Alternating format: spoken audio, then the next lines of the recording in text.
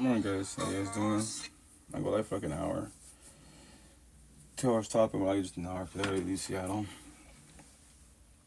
Go work till Wednesday for DoorDash. So, yeah.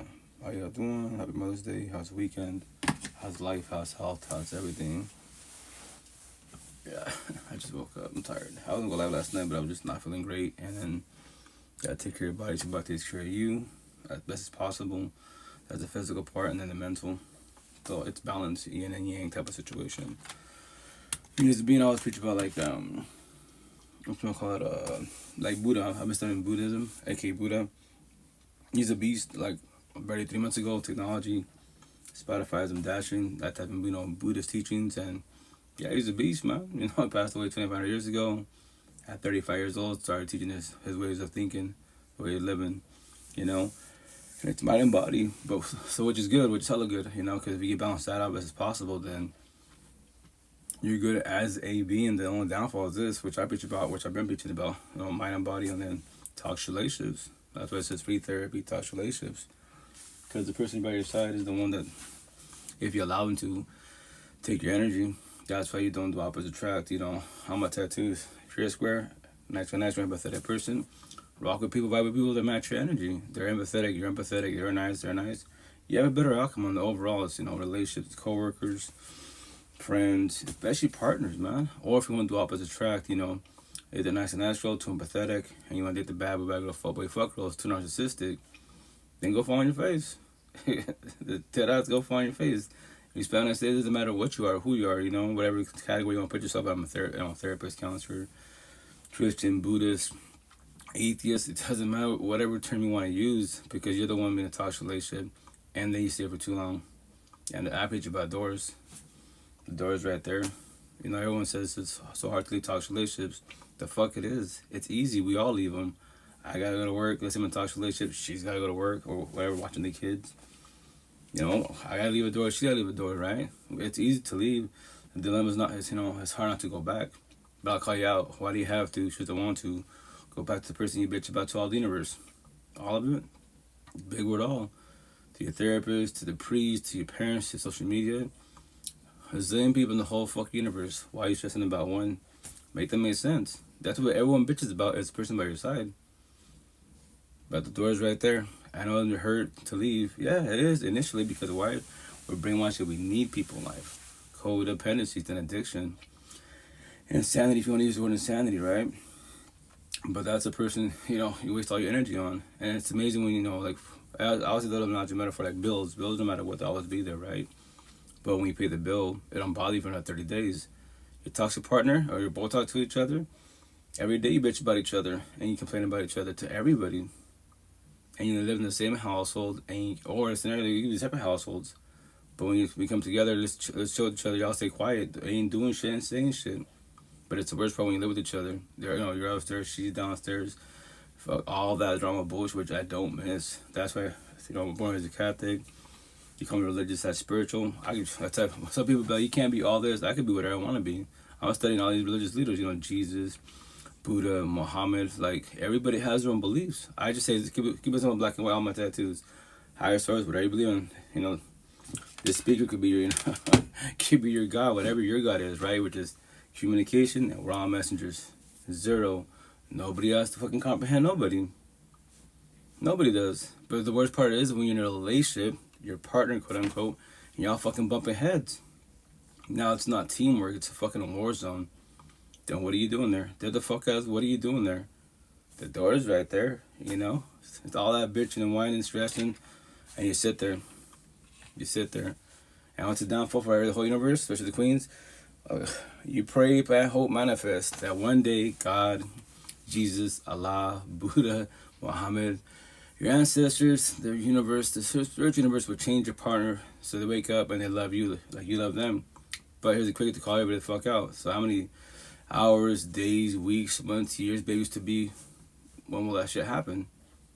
Get the fuck out. When will it happen?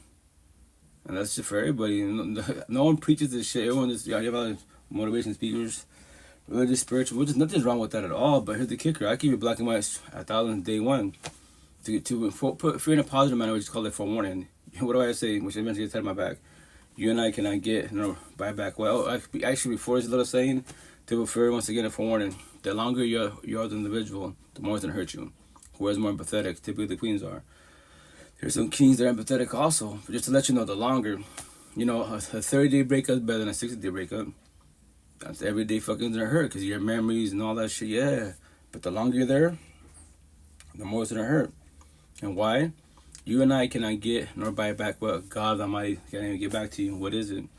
Love, time, feelings. When you comprehend that, why they waste your love, your time, your feelings on wrong people around you, especially by yourself as a partner. Make that shit make sense. And that little saying, we tied on my back. Eventually make my shirts to hoodies. I don't know what to call you out. Yo, king, queen, you see that door? That door is right there. It's fucking right there. See, you think your house cries, shed tears? You think your house is sad and depressed? Nothing shed tears in your home at all. Fucking talk to the AI, Chat GPT. A toxic relationship is good, and she'll talk to you. Whatever verse you want to use, it'll talk to you. It'll break it down for you, and you heard it from fucking AI, and you're still there. Well, maybe tomorrow, maybe next week. My first baby mom, 12 fucking years too long. Nothing against her at all.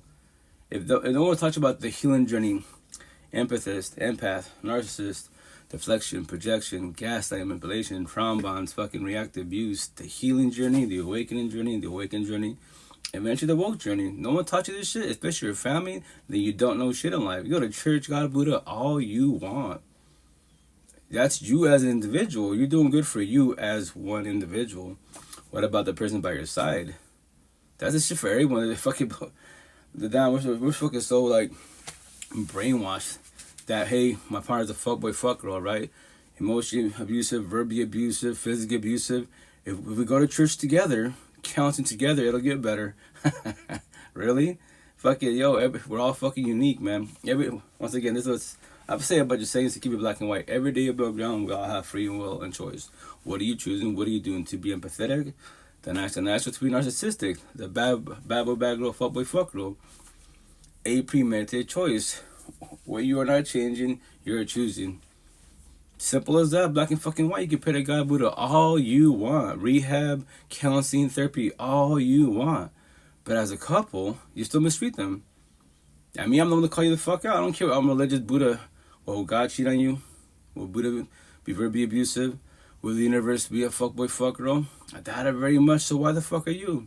And the best part for everybody, especially the queens, the door's fucking right there. It's fucking right there.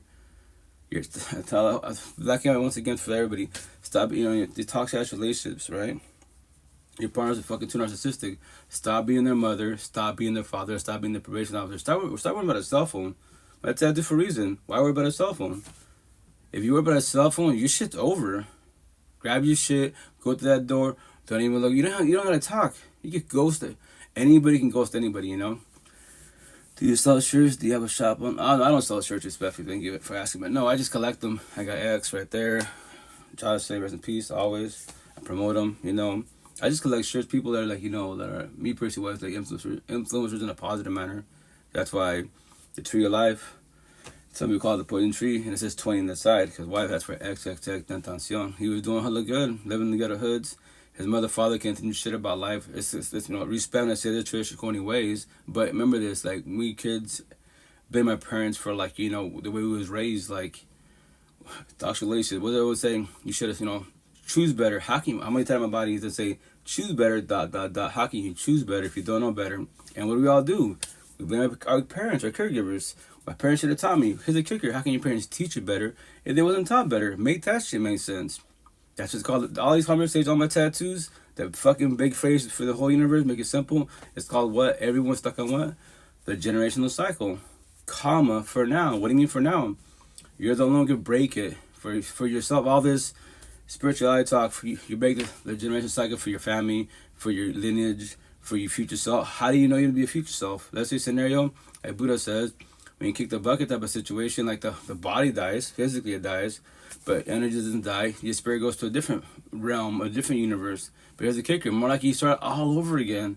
Supposedly Buddha says, and I say respect, nothing against him, everyone has their beliefs that in this lifetime, each lifetime, if you don't do the healing journey at all, right, and you keep being a bad boy, bad girl, fuckboy, fucker, aka narcissist or too narcissistic, then you repeat the same cycle every fucking lifetime till you finally start the healing journey, awakening journey, the last one woke journey. Now you get your life back. Now you're at peace, and from there, wise, the next lifetime you don't go through all this shit. But here's the kicker: does anybody know? See, my situation, I use the word idea on faith. I don't know. If I don't know what I'm talking about, I'm not gonna sit and debate about things I don't know. God, yeah, there's got to be a higher source, right? No, there's got to be something out there. But here's the kicker: I don't sit there and marinate my life and debate about it. No, I use the word idea and faith. Idea and faith. There's God, Jesus, Allah, Buddha, Muhammad, the universe, the spiritual universe, your ancestors, right? There's afterlife, reincarnation. I don't know, but I know this. Toxic relationships. I know that 1,000. Raw real feelings. I know that 1,000. I'm a single father, kids, co-parenting. I know that 1,000. That's why I put all my tattoos straight to the fucking point. No years of therapy counseling. If you're the natural, right, and you date the bad girl, fuck girl, too narcissistic, and you're too empathetic, you're a person that's too narcissistic. My tattoos, they're their slave masters that say fuck your feelings. You're too empathetic, natural. You're what? What are you? The fucking slave. You won't say fuck their feelings because that's mean. That's wrong. It's sin. I feel guilty. So you're God. All my tattoos. You're God. Empathetic person. Narcissistic partner, that's Lucifer, the devil, Satan. You're positive, they're negative. You're right, they're wrong. Whatever term you want to use, it's tatted on my body, black and white. Straight to the fucking point. I don't even tell your partner, boo, you're the devil. You take his or her energy. You are the problem in all the relationships. Because you know what? Inside, you're broken like you're lost. Outside this body, you can be cosmetically beautiful. OnlyFans. All this shit cosmetically, but your body cannot give me advice to life. What? Your mind tells your mouth to move and have these words come out. I'm speaking to your fucking mind. Your body, yes, lust, awesome. To call the fuck out, but make it black and white for the whole universe. This corny ass conversation debates about fucking what do you bring to the table? To strip all the universes from all the universes. Very simple. My tattoos doesn't say other than your body, your beauty, your looks, your lust, your job, your money, your car, your home, and mammoth bullshit. What do you bring to the table? I just stripped all the universes from all the universe. You can't bring shit to me. The only ones that in the healing journey, empathetic people bring what to the table? The healing journey. We have this throughout real life, conversations, feelings, and everything. They're the ones that actually I can vibe with.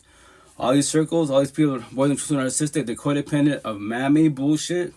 That's it. That's what they brag about. My job, my car, my home. Wow. Your job will not shed tears. Your car will not shed tears.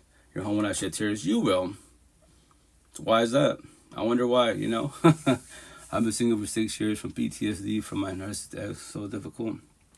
Well, and that's the thing, trauma, right? Trauma whoops the shit out of you. And that's the thing when you get in toxic love relationships, it destroys the fuck out of you. And that's why it's fear, like, for example, like, you know,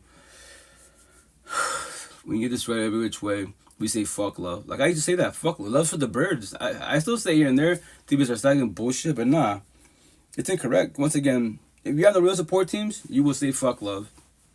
Trust and loyalty. Like, who, like I used to say before the words of myself, right? I'd be like, which queen in the whole universe can actually guarantee me that they're not just get up and leave? Just like give up on us. But here's the kicker.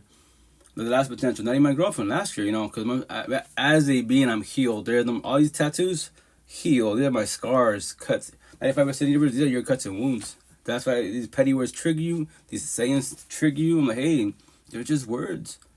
Straight to the fucking point. But if it triggers you, just to let you know you have a lot of healing to do. You don't have to. That is your choice, free will. I'm not a Bible thumper. You have to change. You have to start the healing journey. You have to know. No one's got to do shit. Do what you want to do. But for one, you, no matter what goals you set in life, which I call them hurdles, set a zillion goals. Achieve every single goal in life. Travel the universe, Buddha, OF, whatever you're doing, whatever you're saying, right? How long are you happy for? A second, a minute, fucking jobs, 3 fucking months. And we get to the job, like I used to, my ex, she'd be like, why do you always do that? I'd be like, what are you talking about? You get this job, you excited and shit, you love the bosses, they're paying cool, everything's good, and now you're fucking job hunting. Why? Respect nothing against her. I was in a toxic relationship. It wasn't the job, it wasn't the people at work, is what I pitch about your home. It's about your fucking home. The kids part of the package, right? They're here, right?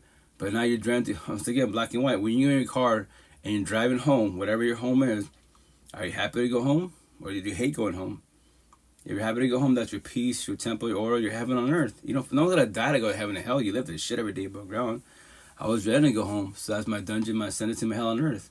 And that's fucking one day. You know? The mother of boys, co-parenting best as possible. 7 years too long, but she chose herself and walked away. it fucking hurt initially. Actually, this is my 5-year anniversary. May, where's it at? Too many tattoos. Oh, here. May 3rd, 2020, I died. Not physically, emotionally, but spiritually. She literally got up and left. And guess what? It hurt. That's why she gave me 1,000 chances, which I preach about, right? But she didn't give me 1,001. So don't have this to all the guys out there, because I'm not saying all men. A lot of men are raised to be narcissistic. We're not taught to have these conversations about raw real life, raw real feelings, all this man-made bullshit, because we're fucking brainwashed that I work hard. I'm a provider. That's all I need to do. She takes the kids and that's it. It's not gonna work out. It will for the time being. She'll accept it till once again she'll give you 1,000 chances. Not 1,001. So emotionally, mentally, spiritually, physically, she checks the fuck out. And it does not matter how she leaves you. She can ghost you, divorce you, cheat on you, break. It does not matter. All the guys that you're about to fucking die. Because guess what? Oh shit. Shit's for real. She's dead ass for real. It's over. It's fucking over.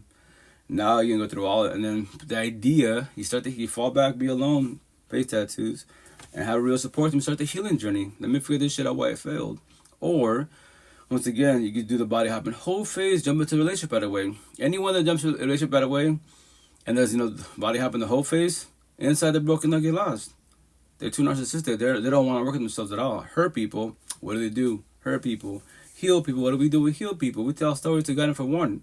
Hey, you can move the fuck on if you want to. I don't recommend it because remember, you just broke up with them yesterday, or they broke up with you yesterday. You think by getting involved with somebody is gonna make it better? Go for it. I'm just letting you know you don't have to comprehend this because that is your choice, free will. You're about to destroy somebody. And that person you hurt, how they feeling, that's how you was feeling, right? And you believe that's the right thing to do, fuck it. Go. I pray for you. Go learn the hard way. And I tell the whole universe, it's not even about being right. Everyone, just once again, we're all communication and we're all messengers. Nobody has to comprehend nobody at all. But that's what it's called, a healing journey. Shit's very fucking, initially it's scary as fuck. It hurts. Because why? You don't have a physical body by your side at all. You're not doing the whole phase, not just you. But I promise you 1,000, when you have a real support team, that's how you evolve a lot faster. The mother of boys, all my tattoos, I let her go in 88 days, 100%, 14, 70 days later, 1,000%. How? Because it's the last test. All your exes will always be kryptonite. Every single time till you last day, until you let them go. You do closure for yourself. You don't do closure for them. You do it for yourself. And that's why I tell everybody, I was at a farmer's market, I'm about to go Seattle DoorDash. All your exes, they're all your kryptonite. Until you let them go and you observe all the red flags from every single relationship you've been in your life. And so then you observe them and you comprehend them. So the next potential to be when you see them, what do? You verbalize boundaries. And just for when you, no one has to respect your boundaries. On social media, a lot of people don't say that shit. They'll fucking hype it up and preach about boundaries. What do they say? Boundaries, study yourself, boundaries, love language, and then your standards. Cool. But nobody has to respect your boundaries, love languages, nor your standards. That is their choice, free will. That's the open conversation. My situation, I don't do fucking traditional corny ways. Let's go on dates, get to know each other. I just do day one. I'm an adult, you're an adult, especially she's got kids. I got 8 kids, trust. This is an easy conversation, but here's the queen. You don't have to, I'm asking a question, you don't have to elaborate. If this is too much for you, and my energy is too strong for you, it's okay. The door is right there. Do not feel guilty. You can get up right now and walk away. It's not going to hurt my feelings. I don't need a partner. I want a partner. If she wants to, we match energy, not take energy. I don't need people. I want people. Same concept. When you need people in life, it's codependency. The only people that need anybody in fucking life is who? Kids. Because the kid can't get a job. They're not a function yet. I have 8 of them, and once they make it to that age, the idea that you teach them best as possible. I tell all my kids, school teaches you how to be a fucking worker, man. Like they say on social media. But when it comes to raw, real life, raw, real feelings, what are you going to do when you're in a toxic ass relationship? You're standing depressed, hey, English. I'm standing depressed, what I do? Hey, history. Hey, PE. Hey, science, biology. Fucking nothing. Crickets. Not even your counselors in fucking middle school, high school can't teach you this shit. And they went to college for a piece of paper. Maybe study a little bit of fucking psychology, a little of the man-made DSFI book. But here's the kicker. Scientists study the brain, come with these fucking terminology, and they're fucking in toxic love, broken, coded relationships. They're fucking zombies, addicts, and addiction. But they're scientists. They're therapists, counselors. I'll give you grief to the fullest. Every which way. Like, yo, you went into all that schooling, all these clients, and you still sound depressed? How? Why? Here's the best part. You got kids? No, I got 8 kids. I should be a fucking zombie and addict and addiction, respect. I should have jumped over a bridge many years ago. Suicidal thoughts, neck tattoo. I thought in my head, I tell you, in your head, you can jump out of a zillion fucking buildings. Do what you gotta do in your head. The thought's there, because guess what? When that ends, it fucking ends. But once again, the question is does it end? Like the movies, the end, it's over, the flick's over, or there's credits. What's the credits? Analogy metaphor. When you're off your fucking dome or it's time to go. Now you find out if it actually ends. Or you know what? Then go through heaven and hell, purgatory. I get judged. I wake up in a different realm. Guess what? Same shit again. The fucking loop. The Matrix. I have to learn all this shit. All my tattoos. Take the red pill. That's for people in the healing journey. Take the red pill, get your life back. Take the blue pill, stay lost in life. You're stuck in man bullshit. Race, religion, politics, COVID, man versus woman. All these corny ass, hyper conversations, especially on TikTok. All these podcasts, like, irrelevant. They talk about all this shit. Y'all sit there and watch stupid ass, when I say respect, stupid ass debates. I'm like, bruh, Muhammad versus Buddha. Like, they're both spiritual leaders. They're just guiding for warning. No one has to comprehend nobody. But you want to sit there and verbally fight, physically fight over people that are dead, respectfully. And how's that working out for you? And then you go home and you're a toxic, love, broken, codependent relationship. How's that shit working out for you? You can fight the whole universe all fucking day, but when you go home, that's what fucking matters for everybody. You just don't know that yet. You know, and that's the shit. That's what for the whole universe, man. It sucks to get destroyed.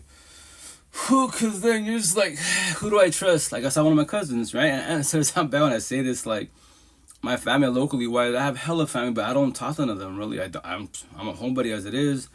If they know who I am, they can stop whenever they want to. I'm on social media, man, you know? And I was putting gas in whatchamacallit before I was to Seattle on Friday. I go Saturday morning-wise, but whatchamacallit, she's just looking at me. I'm just like, I'm always observant. To form the whole universe, stay observant of your environment every which way. All the red flags and answer in front of your face. You can see all the squares, empathetic people, nice and natural because the energy is positive. All the circles. Even the zombies, addicts and addiction because energy is negative. You know, they're staring, they're mad dogging, they're just acting funny. Like, you got to stay observant. Because remember, we're all unique. Everyone's unique. You've been once again, the most religious, spiritual. It doesn't matter what category you are. That's you as one being. Especially in the ghetto. I fucking knock on the ghetto hoods. I live in the ghetto hoods, but I'm not in it. Every ghetto hood is different. Some are really rough. Some are hard, some are decent. But you know, like, fuck, if I go here, shit's about to happen, right? Can't miss me all my tattoos, so there's no way you can miss me at all. So that's my situation. I tell people, if you live in the ghetto hoods, don't be in it. What does that mean? Once again, I live in this shit. I don't go to the clubs, house party, bars, the streets. If I go to the streets, it's in and out. If you want to see me in the streets, fucking walking like normal, out to the burbs, the suburbs. That's heaven on earth. All the ghetto hoods, all my tattoos, hell on fucking earth. Show me love in the ghetto hoods. Kids have more love than the fucking adults do. Adults are fucking all toxic as fuck. And they can't be religious, spiritual, it doesn't matter what you claim to be. Because you can post this shit on social media, because I observe everyone's social media. And all these spiritual people are like, yeah, say all that, do that. And then when you're in a toxic relationship, what happens? You bitch about your partner, but Mr. Positive, what happened? How did you allow someone to sell you a fucking dream? Make that make sense. Whatever category you claim to be. You're a God, and as a metaphor, you have the devil by your side. Are you praying, planning, hoping, manifesting that it gets better? And you've been posting positive shit. Therapy, counseling, doesn't matter what you post, what you talk about. It matters what you have by your side. Because if you're Mr. Positive energy, and you allow something to come in your life and become negative energy. And the Bible talk, in the beginning, we all say the same shit. In the beginning, the relationship was so good. If it was so good, why the fuck did it start ending? Where's the red flags? Where's the triggers? Or you sit there, you pray, plan, home manifest. You can leave it in God's hands. I'm born as a Catholic. God can do it for you. If God can do it for you, respectfully, how's it working out for you? God wants you to change, but will you change? Buddha wants to leave, but will you leave? Muhammad wants you to wants you to start the healing journey, but will you start the healing journey? You see, black and white. Every day above ground, you got free one choice. What are you choosing? What are you doing? To be empathetic, to be narcissistic, a premeditated choice. We're all fucking light switches, man. Right now I'm happy. Then let's say someone triggers me. My tattoos, red light, when you're driving, right? The red light triggers, bothered.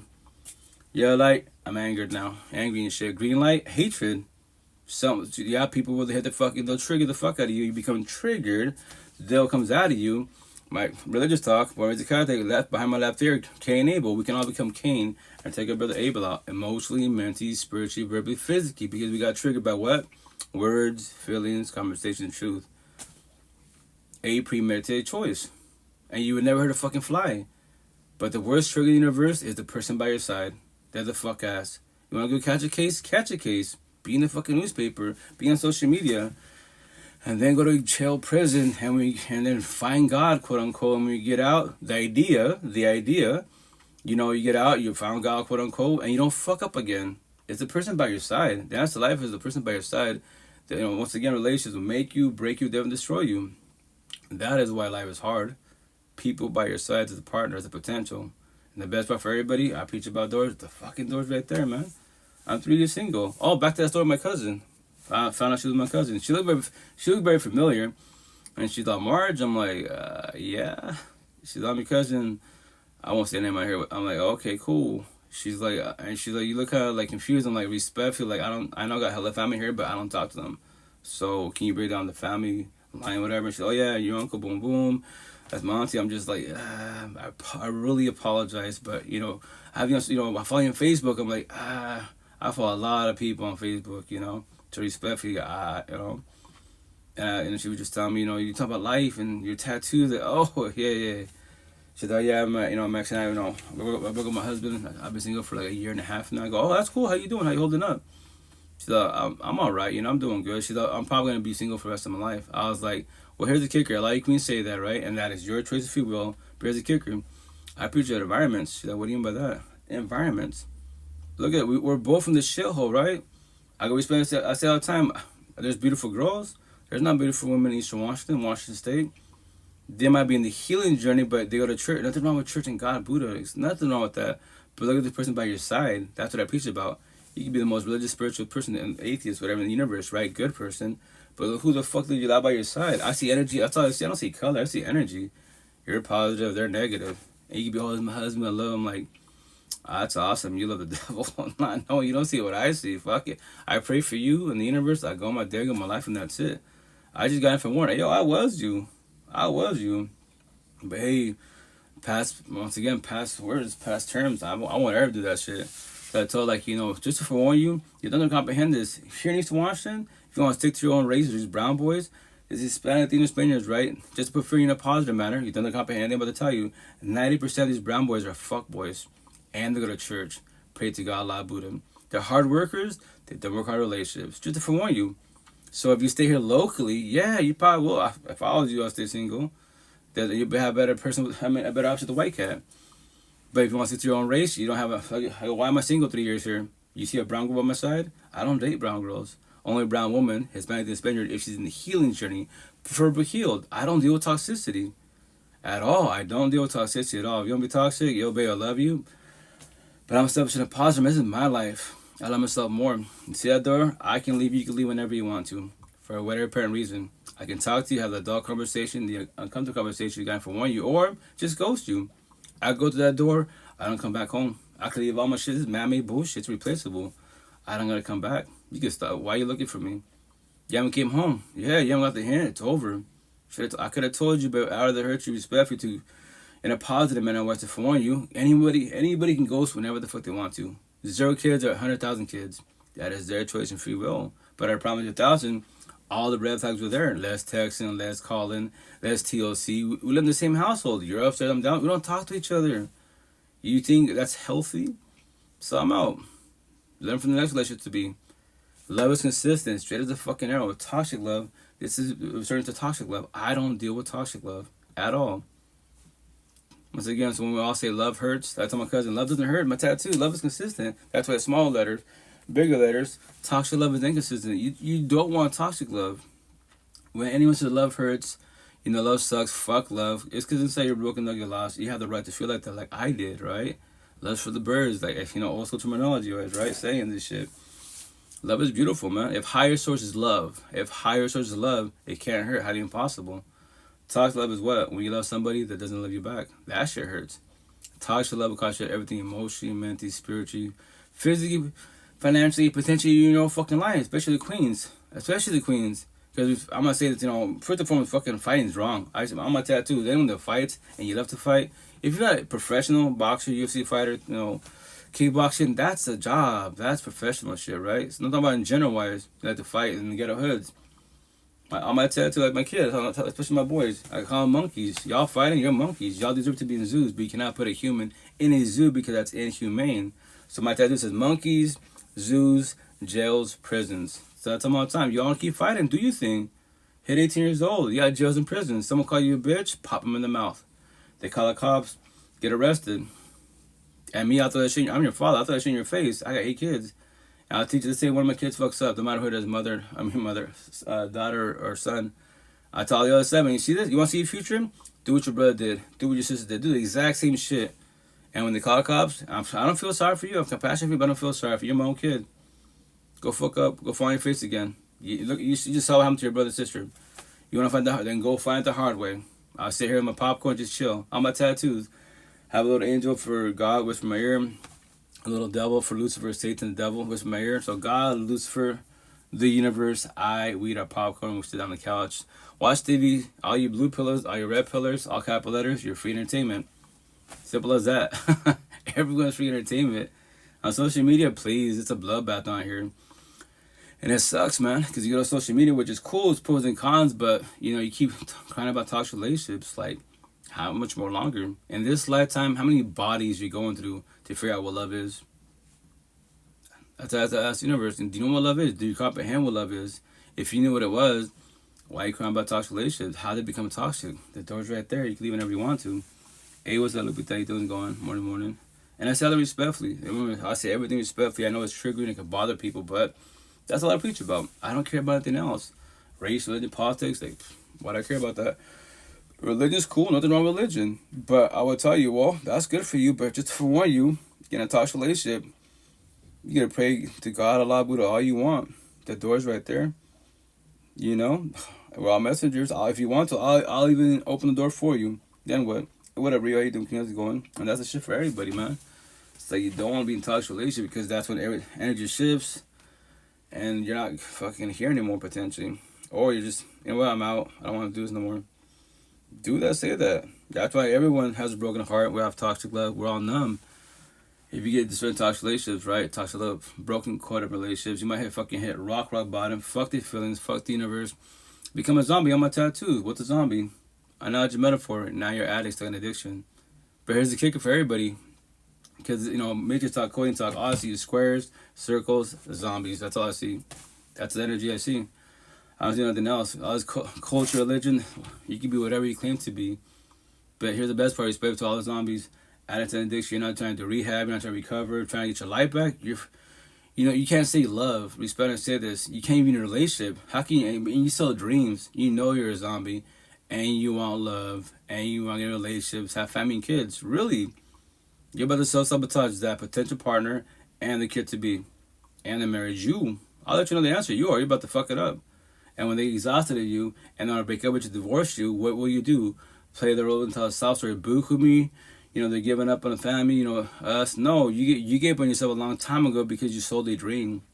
You don't know how to love at all. We spend to say it because if you did, why are you a zombie? And that's an addiction. Your love, your God, your Buddha, whatever, is that bottle. It's that drug, man-made bullshit. When you can let that go, potentially start the healing journey. Maybe get your life back. Till then, you're going to self-sabotage everything you touch, man. Trust, because you're the problem in your own life. So you know what love is. And I said respectfully, triggering subject. That's what I'm saying. If you're sober people, date sober people. That's it. If you're a square empathetic person, buy people with your energy. They're empathetic like you. Don't fuck with circles. All these bad, bagophobic fuck girls. This whole universe is so black and white. It's crazy. We just don't know this yet. All this social media, all these categories, and if you give a shit about mammy bullshit, you will never evolve in life. Because you care about these categories. I'm a CEO. I'm happy. You're your own business. That's cool, but I see in your part, you're toxic as fuck. And then once again, trigger something, but you're a zombie and has an addiction. But you have a badass business, you got a Bugatti, $1 billion, but as a person by yourself, respect your energy, the garbage every which way. You have a lot of healing to do. And your partner by your side, I pray for her, I pray for them, and that's it. I was them. I want her to become them because I don't need a partner. I want a partner. I'll get up and leave, walk away. If you were my partner, I would have walked away. I walk away right now. Day one, like, nope, you're too toxic. You're too broken respect. You have a lot of healing to do. If they hurt your feelings, they're just words. Here's the best part for this, for the whole universe. These words, these conversations, these languages have no feelings at all. Zero. So as all the universe is in their feelings about things that have no feelings at all. Make that make sense? Hey, Lord, how you doing? How's it going? I say respectfully. What does that mean? It's a lot of people that's black and white. I mean, it's over your head type of situation, right? But because people don't like black and white. So to elaborate, it's very simple. Sad, won't ever feel sad. Breakups, won't go through breakups. Divorces, don't worry about divorces. Addicts, don't worry about being addicts. And so on and so on. You as a being, you worry about that shit. If you're allowed to worry about it. Why do you worry about that? Breakups suck, destroy the fuck out of your ass. You know, in the next lifetime, if there is another next, it's a scenario there is no, you know, they say that term spirituality talk, in the next lifetime, afterlife. It's a scenario there isn't. So what do you do in this lifetime while you're still breathing? Be single, miserable, which is okay. That's your choice if you will. That's your choice if you will. And then, hey God, next lifetime, you know, give me a person that loves me the way I love. Say that, do that. That's 6 time ago. You don't wake up, then what? The lifetime ended. You know, there is your energy, which I believe. Excuse me. I believe this energy doesn't die physically. Like excess, that's called completion. But energy doesn't die. Little peep, the energy doesn't die. But once again, I don't know. I'm not gonna sit there and debate about it. And wait, I'll just say, I'll verbalize it. You know, I believe there's idea and faith-wise, there's afterlife, there's reincarnation. You do this all over again. But the shitty part, if you do it all again, you know, you keep your memories, which I doubt it very much. You know, that's why this whole thing with deja vu and visions, maybe that's all past version of yourself, or, you know, different version of yourself to forewarn you. Hey, remember this? All that type of situation. It's too much to get into that. You know, me personally, I it's intriguing, but I will not sit there and waste my energy on things I don't know. Respect, why should I do that for? You know? Maybe maybe you have that gift that, hey, I can see people, I can see energy. Cool, I see energy also, but I don't know about this whole afterlife thing, reincarnation. You know, it'd be nice to have it, but I don't know. So that's why I just tell people, I just preach about raw real life, raw real feelings, talk relationships. Because you can be the badass individual as a being, but we're going to talk relationships. Once again, like, I'm going to ask you, why are you doing what you're doing? You learn from the last relationships? They were toxic, right? And be toxic again. The downfall when we're used to toxic love, you don't know what love is. You'll say you want love. You'll take a break. Someone start a healing journey, and then you date somebody else, like your exes. When anyone says, all my exes are crazy, all my exes are toxic, you know why? Because you're toxic and you're crazy. You don't know what love is. You know what toxic love is. And when you become comfortable with toxic love, the day you get love, someone in the healing journey, they might have their healed, you know, higher categories, then you might think that love is boring, that they're boring, like they're not jealous, they're not controlling, you know, I could do my thing, like, and what, you complaining about that? Well, they don't want to argue, like, why the fuck do you want to argue? So, I'll call you the fuck out. So you like arguing? That's called toxic love. It's cool to bicker, you know, no one's perfect, have flaws, and as a couple, you have, you know, your beliefs, their beliefs, you can talk about it, but if you actually want to argue, then all you want is toxic love. You don't know what love is at all. So, you know, so as a kid, to forewarn you, whenever they want to, they can get up and leave. What are you gonna do? Shed tears, cry about it? If they tell you, well, I love you, but here's the kicker, I love myself more. You're too broken. You have a lot of healing to do. Yeah, cosmetically you're beautiful. You know, cosmetically you are. Inside you're broken like you're lost. You know, you said you want to love. You told me all this, what you've been through. I'm not doing none of that stuff what your exes are doing at all. That's called toxic love. I offer love to the fullest. So you're not ready for love. You say, a lot of people say they're ready for love, but here's the kicker. Why are you scared of it? Why are you running from it? Why do you want to bicker and argue?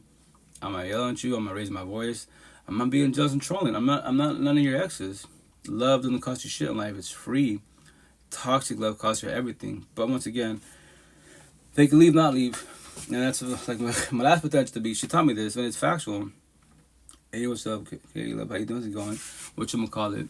You know, forever, marriage, last dying breath, grow with each other. It's not factual. It's not factual. It'd be nice to have that, but your partner can wake up one day, or you can wake up, you know what? I don't want to do this anymore.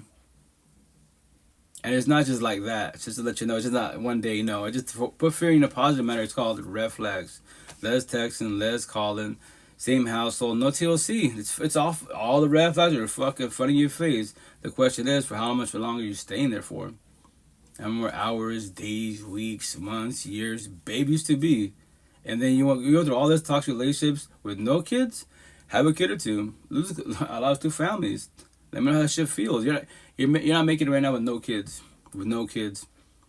I'll give you grief to the fullest. Like, yo, why am I doing what you're doing? Why am I depressed like you're depressed? Like, what do you mean? Do you have kids? No, I have 8 kids. I lost 2 families.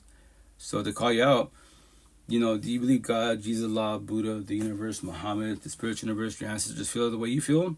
I doubt that very much. I don't feel like that. I used to feel like you. I comprehend all those love feelings you're going through. But once again, past version of myself, what you're going through, I won't ever go through that. You're going through that because one person in your life, right? How many more to be? And that's the shit. It doesn't matter what you have made in life. It's a person by your side. They take your energy, and then what? And here's the best part. If you're just on a journey, there's only 2 journeys.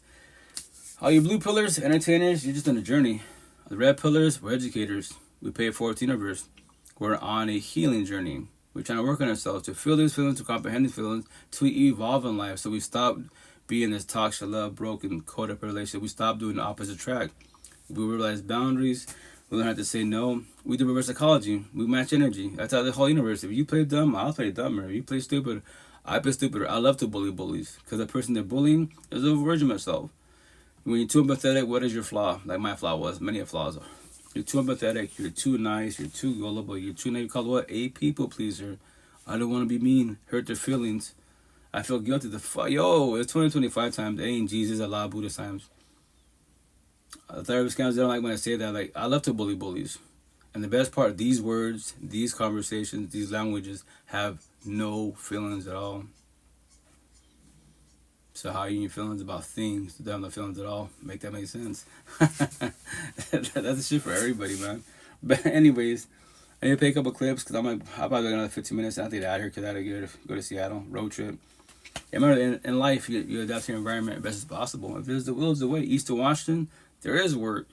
The devil on my tattoos, these brown boys and white boys, old school people, I'm fucking the devil in their eyes. And they're religious people and spiritual people, atheist people. But everybody in a small town, everybody knows everybody. So what do? I do DoorDash in Seattle. I drive 3 hours to go to work. I'm going to leave this morning. I'll be back home Wednesday night. Yeah. So if there's the will, is the way. You adapt to your environment best as possible. You don't sit, respect and say, now you want to pray, but manifest the higher source magic one day will give you a good job, money, and power, and fame. Fuck, how long does it take to get that, man? You don't wait for things in life. You just, patience is a virtue, but when it comes to work, you adapt to your environment. I tell people in Seattle at the farmer's market, they be like, you drive all the way over here? Yeah. It's not that, it's all right. DoorDash, used to wash it, but respect for Eastern Washington, it's obviously the economy's a little low, poor, you could say. Seattle, I say Seattle, what do you think? Seattle's expensive. There it is. So why didn't you do DoorDash in Seattle? I make cool money over there. I mean, I do in the north side, in the suburbs, where I used to live at. Because it's my heaven on earth. And right there, remember, I'm doing DoorDash, picking up food, picking up stuff at the restaurants and stuff like that. All my tattoos, an attention getter. Everyone looks at me. Typically, the ones that actually ask me about my tattoos are the queens. What's your tattoos about? Just life, raw real feelings, toxic relationships. And where do I start? Where Miss Queen, wherever you want to start. Have fun with it. But I forewarn them, if these petty black and white words, English words, trigger you, how and why? Do you want to talk about it? You don't have to. I respect your boundaries, but there's a red flag for you. I let you know you're not ready to talk about whatever word you read on here. Whatever triggers you. You're not ready to talk about it. To forewarn you, the day that you get a partner and you want love, quote unquote, and that partner asks the exact same question I just asked you, what are you going to do? Shut down and push them away, but you want love. You're religious, spiritual, atheist, a good person. That's the person you love. You can't do the my conversations. Then you're not ready for love. Everyone can verbalize this shit. Love. Say the fucking word love. I love you. It's just a phrase. It's 3 fucking words. Me, I say deeper than I love you. What's deeper than I love you? Avatar the movie. I see you. Why? I see the inside. You first and foremost, then the outside of you. Your mind, body, and then I observe your environment. Because what I preach about is like energy, right? It's all about energy. So if I'm going to date somebody potential, I use the word universe. I date her universe, and she dates my universe. So what I'm going to do, I ask her, yo, potential to be, what's your everyday life? What's your routine? What are you doing? Like, before you met me, right, what were you doing? And I'll tell you what I'm doing on my side. Based off this conversation, we got to see if we're compatible. If we all have time for each other. Because me, I can make time. Excuse me, anybody can make time for anybody whenever they want to. Simple as that. This cell phone, please, hi. If someone text, hey, what's up, babe? How you doing? How's it going? Busy at work, busy with the squad. I'll get back to you. That's all you gotta do, just check in. But you don't have to. Nobody has to. But if you're a partner, they're stressing because they're over worrying about you. Because remember, there's people that are still on the healing journey. They're always stressed about the partners because they're thinking in their head, they're overthinking that shit's happening to them, or they're passing back to somebody else. All this shit. You have to give them reassurance, babe. I'm good. Everything's good. I've been busy at work, doing my thing type of situation with the kids. I'll get to you as soon as possible. Cool. Now that stress for the most part on their side, as long as you're being 1,000 with them, not selling drinks, keep it 100, what you gonna call it. Their stress goes away for the most part. They calm and chill. But if not, they fucking sit there and sell dreams and even toxic shit, bitch about your partners. And the best part, cell phones. Cell phone, nobody can blame cell phone or social media. It's the owners of the cell phone. Simple as that. If you're about a cell phone relationship, shit's over. Simple as that. Smart thing to do, go through that door, don't ever look back. Don't ever look back, but here's the kicker. Excuse me. If you're trauma bonded, if you know what a trauma bond is, no, let me elaborate. That's why when you're this toxic love, broken, codependent relationship, you break up 1 time, 2 times, 10 times, 20 times, and you always go back to each other. You both play back and tell a sob story to the whole universe, but you always end up with each other. And everyone tells you, y'all fucking toxic with each other. Those are called trauma bonds. So I'm gonna back that too. I'm gonna back that too with, but once again, words and phrases to the universe, right? The left side, it's gonna be a cross in words. Eventually, when the cross is done, I'll do the outline of the cross to trigger and grab all the religious people's attention. They might have their atheists, Buddha. I'm not atheist, but Buddhists, Christians, whatever, Mormons. Oh, cross tattoo. Oh, that's God. I'm like, yeah, it mentions God and Jesus, but it's not just about the Bible. No, it's my notes universe. But I did it for the religious people, cause that's, you guys see a cross, you guys get wet, respectfully, right? And I'm gonna do a bunch of potentially, I'm debating about that one because the tattoos hurt and shit. For sure, do Buddha sayings on my back. Also, potentially, high potential, might even do a little Buddha. Because he's a beast, mind and body. At 35 years old, my tattoo, at 39, I started my healing journey. Completed at 39, I'm blessed. Like Buddha says, he's the awakened, enlightened one, awakened. I use the word woke. Neo, he's woke. He made shit so simple as fuck. Mind and body. So why stress about things outside of you? And it's true. Why? Well, my situation, I go live and do my thing on these platforms, social media. I scroll. Anything that's what you call blue conversation, the entertainers, I don't care about those conversations at all. Race, religion, pot, I don't care. Respectfully, y'all beefing over a God, Buddha, whatever you believe in. And you both are religious people, spiritual people, good people, atheist people, and you have families and kids. Like, look at you acting like toddlers and shit. But on social media, you'll go, especially on these live platforms, you'll fucking go viral. I preach about raw real life, raw real feelings. I play clips. The best part about this, play some clips. If you don't see what I see, you just hear shit. So use your imagination station, right? So from there was, when I play this clip, if it triggers you, bothers you, talk to yourself. You should want to talk to yourself. How and why am I bothered? He's not speaking. Host, whatever, call me a host, sure, I guess. Somebody's speaking. Once again, you don't see what I see. All you just hear. So we hear this, and that's the good thing about social media. First and foremost, if social media is too much for you, you don't have to be on social media. The cell phone, use it as a cell phone. YouTube, Google, and that's it. Go on TikTok, sure, you don't have to log on or nothing, But the cool thing about social media, that's how you test yourself with your triggers. Red light, bothered, too many tattoos. Red light, you're bothered. Yellow light, angered. You're angry and shit over someone's fucking TikTok, IG, Facebook post. It's not your personal experience, but what happens? Is it the word that happened? Is that your past version of yourself that happened to you? Or you're going through that shit now? And you didn't even comment, you didn't fucking say nothing. Now your day goes to shit. Your energy goes away over a post, over a comment. Make that shit make sense, man. You have a lot of healing to do. Then your day goes to shit. That's what it's called, reactive abuse. You're reacting to situations, that post you saw on lunch. Before lunch break, you was chilling, having a good day, loving the universe, kumbaya, all that good shit, right? And after lunch, you saw that post, you went to a live session, and it triggers you. Now you take it on your coworkers, your family and shit.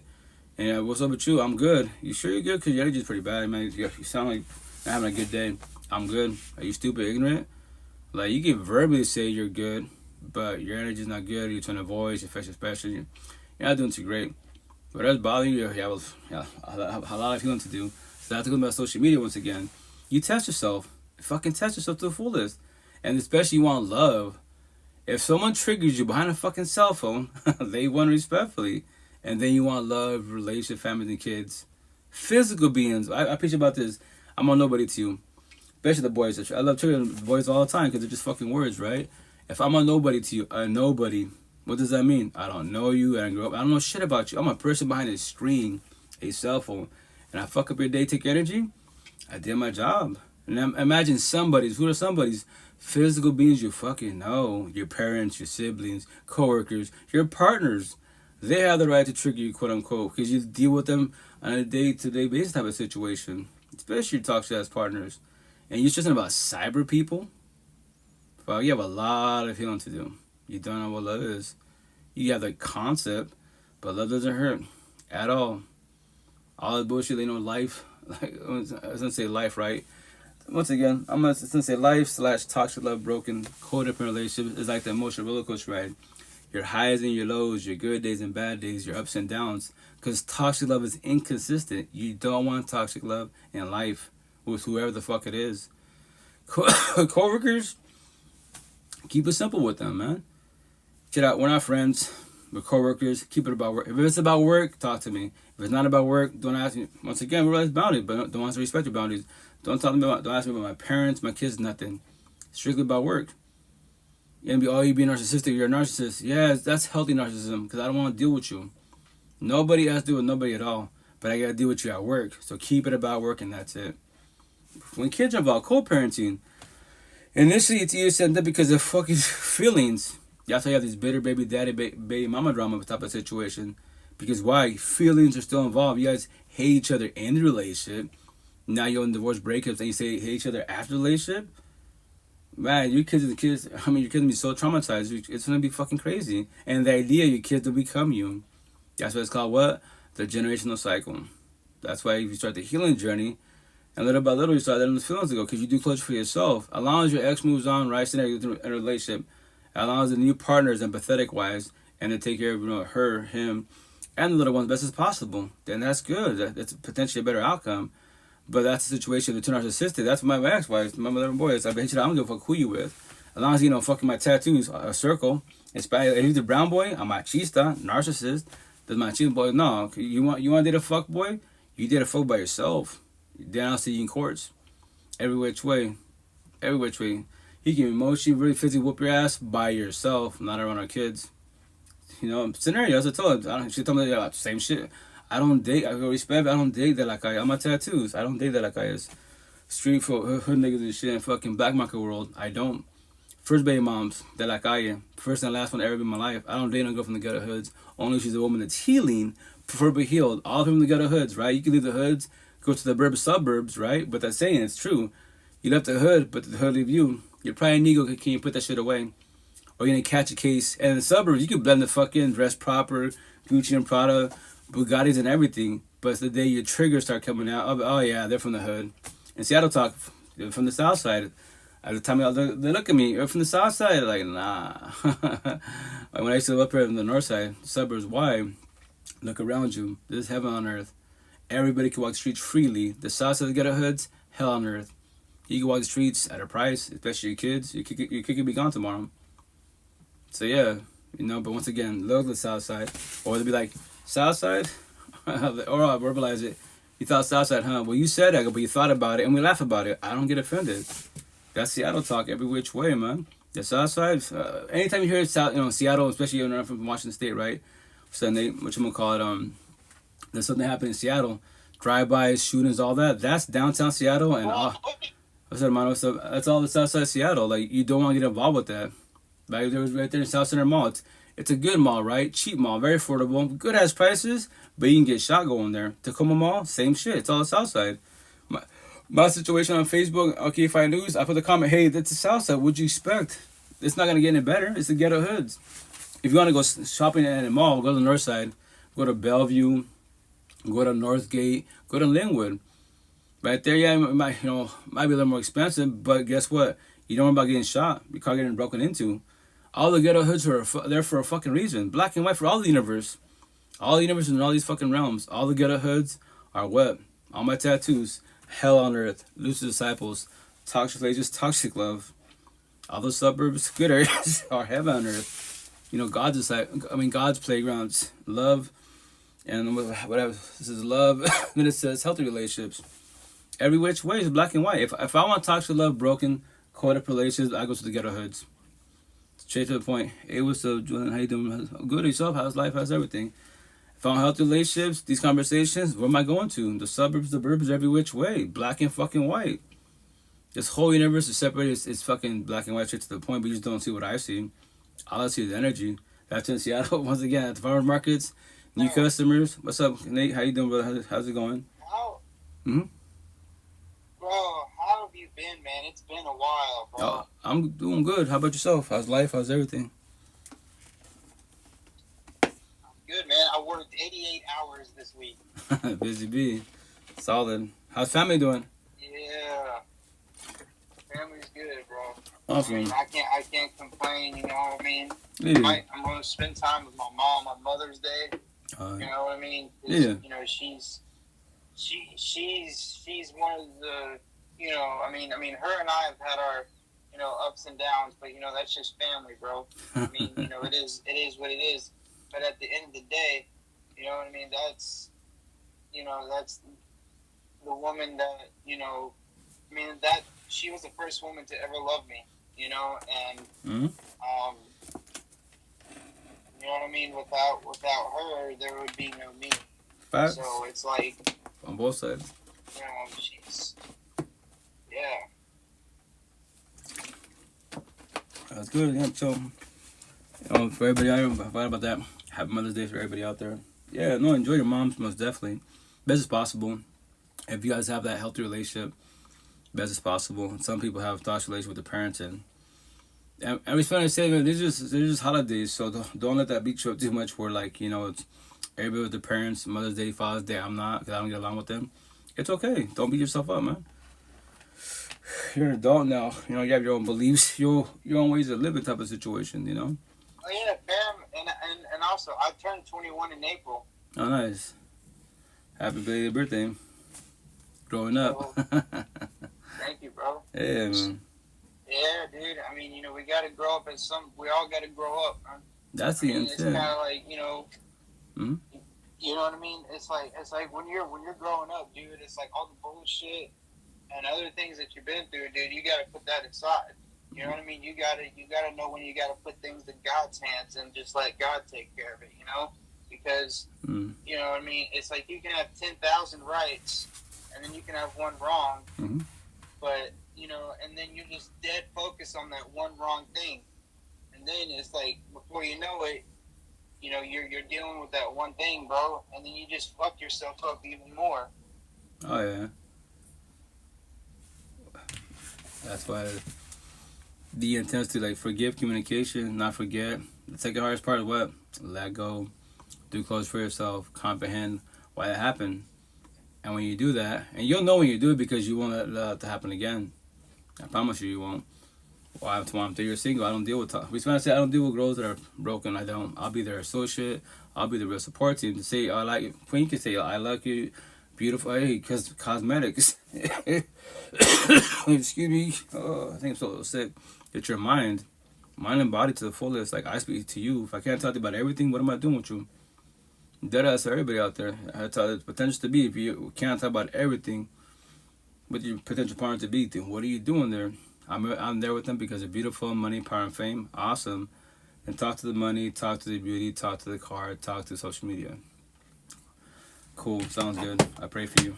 And when shit falls apart, whatever time frame, you know, the sooner the better. I will say that at least. The sooner the better. If it falls apart in 30 days, 30 days better than 60 days. Trust me, man.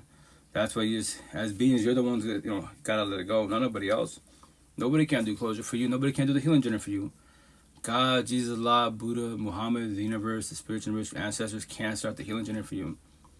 You're the only one that starts it when you're ready to. Everyone says initially that, you know, they're trying, you know, social media make all these positive posts. Like, yeah, I observe everybody, man. Because once again, if you don't want people in your business, right, you don't post shit about your personal life. Breakups, talk, nothing at all. Post all the positive shit. Cool, post that. No one knows what's going on in your personal life. But people locally be like, yeah, Mr. Positive over there, but fuck, they're in a toxic ass relationship. They both go to church and he's a fuck boy, she's a fuck girl. You know what? They're whooping each other's asses type of situation, catching cases, but still together. Yeah. See, locally they know what's going on. Social media they don't. But respectfully, why do you care about what anyone thinks about you? The only person you need, chase, compete, submit, and need validation from is who? The person married yourself. I'm a single father of kids. I don't need validation from my 8 kids, my family, friends, a partner that I don't have. Not even higher source. If higher source knows all, he knows what I'm saying, what I'm thinking. He knows exactly how I function, quote unquote, right? So there it is. It's myself and that's it. That's why we're taught to being selfish. It's wrong. It's a sin. The fuck it is. If you don't got you, then who got you? Your parents, your kids, your partners, your friends. They're talking shit about you. They don't got you. They'll say, I got you, and they gossip about you. It's like, actually, I made this tattoo, right? I'm always dissecting people's sayings, right? So Kevin Gates says, he says, go where you're appreciated, not where you're tolerated, right? So I'm going to put on there, it's going to say, go where you are appreciated, comma, love. Don't go where you're tolerated, comma, toxic love. You don't want toxic love by your side, in your environment in general. Anyone that talks shit about you, that's called toxic love. Like, bullshitting, cracking jokes, cool. That's between the squad people, co-workers, understandable. Bullshitting. Excuse me, but when you're authentic, either being mean to you, they're bullying you, talking shit about you, know they are. You don't gotta be around them. And once again, maybe locally, maybe alone, you know, you no physical body by your side. You should watch in 5 years. I tell my kids, look it out. 5 years, right? Your mom and I have been together. In 5 years, have you seen anyone come to the crib, to the house? Or one of my friends come here? What friends do I have locally? I don't have friends. I have associates. I got hella family, but family's, what's that saying? Family makes you related. Family does not thicken the water at all. My family, my people's in Seattle, behind the cell phone. Hashtag social media family. Y'all my peoples. The people I rock with, vibe with. We have deep conversations. And once again, I just tell stories. When you go to the healing journey, victim mentality. Awakening journey, warrior mentality. Awakened journey, survivor mentality. Woke, we just tell stories. I'm not a victim. I'm not a warrior. I'm a survivor. I can tell you about the old versions of myself, what I went through. And that's it. Now, the last 5 years of my life, we spent to say this, and nothing against my exes, my past pain, toxic love, trauma, child trauma. Nothing against them. None of them. You know, I'm blessed. The last 5 years now, you know, it's the best 5 years of my life. At 39, I got my life back. That's why when you're older, we all say the same shit. You know, I wish I was younger. You know, my parents should have taught me, yo, your parents taught you best as they could. Because if they knew this conversation, if they would have been taught you this shit, I keep telling my kids the best as possible about this shit. I tell them, go do all this shit man made. Just to let you know, you under comprehend this shit. Everything changed when you're in a toxic, love, broken, codependent relationship. That person by your side, if you allow them to take energy, go through all that shit. But here's the kicker. I already know the outcome, so I'll call you and your partner out. And I'll even tell you, let's say I have a son and his girlfriend's, you know, toxic as fuck. And I'll just say, yo, Queen Miss, outside cosmetically beautiful, nice body, right? But inside you're broken like a lost. My son's positive, you're negative. He's God, you're Lucifer. You're both doing opposite attract. And if I offend you, that's my job, to trigger you.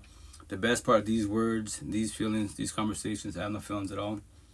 So, and I just keep telling my son, hey, I'm for warning, because when I was your age, I would tell my daughters with their mother, no one taught me this shit. In Seattle, I heard all the time, you deserve better, you're doing opposite attract. The word empath, narcissist, but I didn't ask questions. They didn't elaborate. I learned the hard way. And they all told me, yeah, you learned the hard way. Fuck yeah, I did. But no one told me, hey, well, let me tell you, when everyone tells you that, what it means, you know? And that's what I do. I elaborate. That's what I'm saying. Everyone's just, excuse me, we're all communication. We're all messengers. Nobody has to comprehend nobody at all. So, for one, you have no kids. Respect for you, blessed. You going through all this toxic bullshit with no kids? Yo, don't have a kid yet. I would teach all my 8 kids. Yo, don't have kids. Don't become your mother and father. Kids in marriage, wait till you're like 30 to 40 years. Roughly on there. Make sure you're established for yourself. What? Make sure you're established for yourself. Or become your mother and father. Either be in toxic relations, wing the fuck out of this shit, and bitch about each other, stress about this shit. And then the little ones, just remember this, kids, I say all the time, kids are stronger than adults. How so? Because you can be, you're not supposed to, but you'll be verbally, physically abusive for your little one. They might, for a millisecond or for a little while, they might, you know, dislike you, maybe potentially say the word hate. but it goes away. They don't sit and marinate on fucking hate. As teenagers, adults, we sit on hate. When I hear the word hate, I just think, like death. Like if it was possible, you would murder people. But then if you get busted, you go to jail, prison.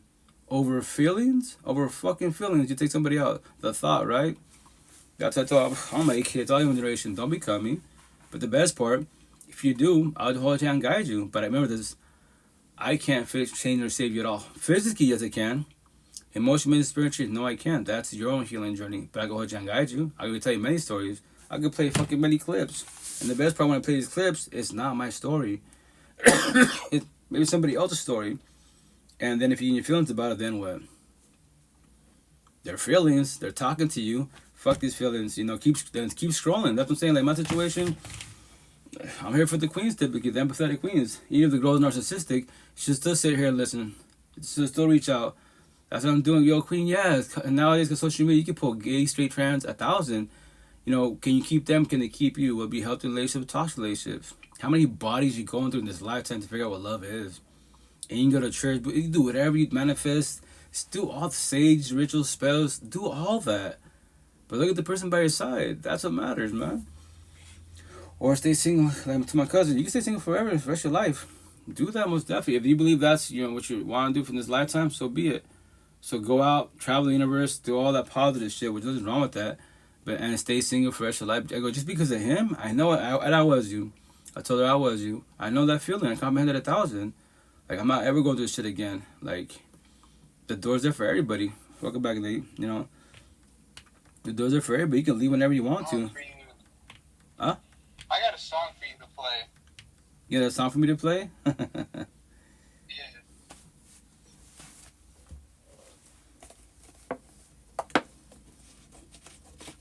Can you play it? What song? I'll look it up.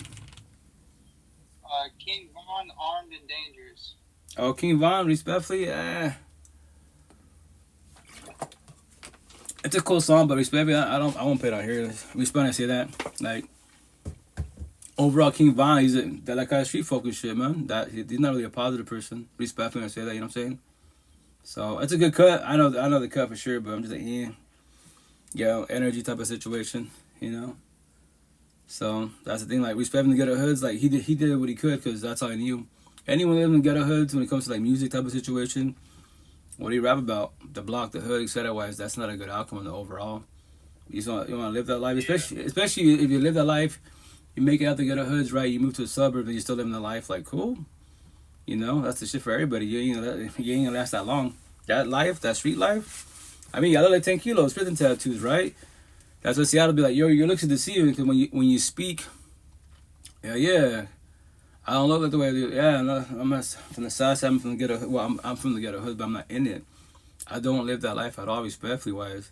That's why anyone that life, that street life, there's only fucking 4 outcomes: beat up, locked up, shot up, 6 feet under, or the very rare case, go on TikTok or YouTube, etc. Type in the Johnny Chang. We Spanish say this. What happens to a lot of prisoners? They find God, get out, become Bible thumpers. Respect when I say that. Nothing wrong with talking about God, the Bible at all.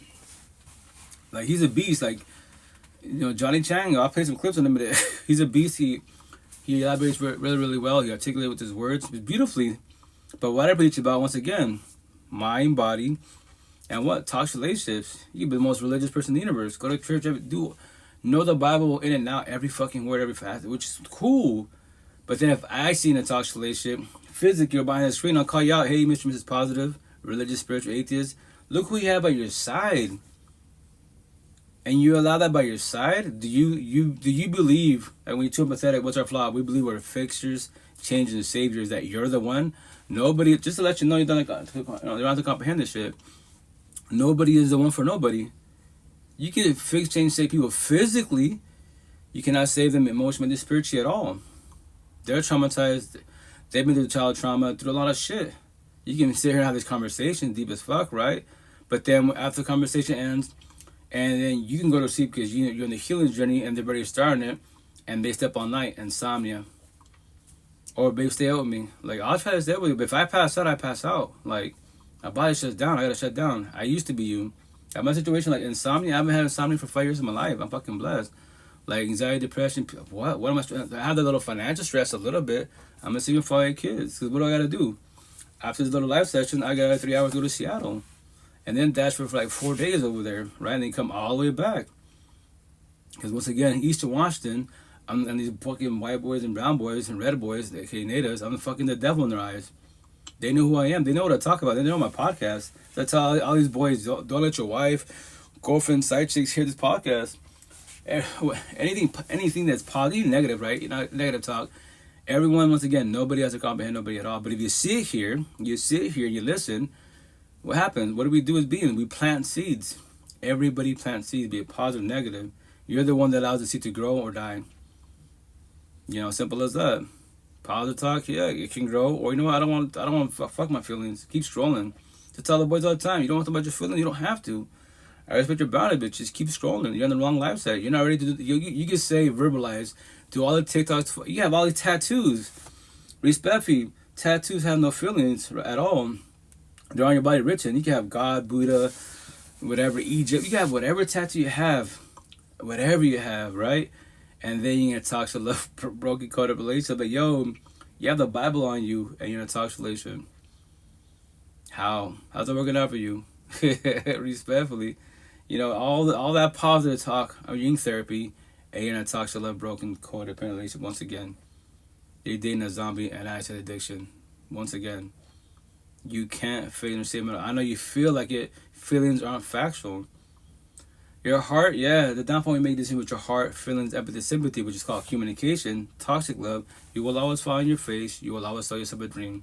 That's how your mind is love, comprehension. Why I think these two are always at each other's fucking throats. Your mind says leave, there's a door, don't look back. Your heart says no, I pray, but I'll manifest, maybe tomorrow. Same fucking broken record. And then sell you a dream to try, go for it, stay there. And the day you finally do let go, like my first baby mom, it took me 12 fucking years to finally let her go. And all this shit, it took us 12 years.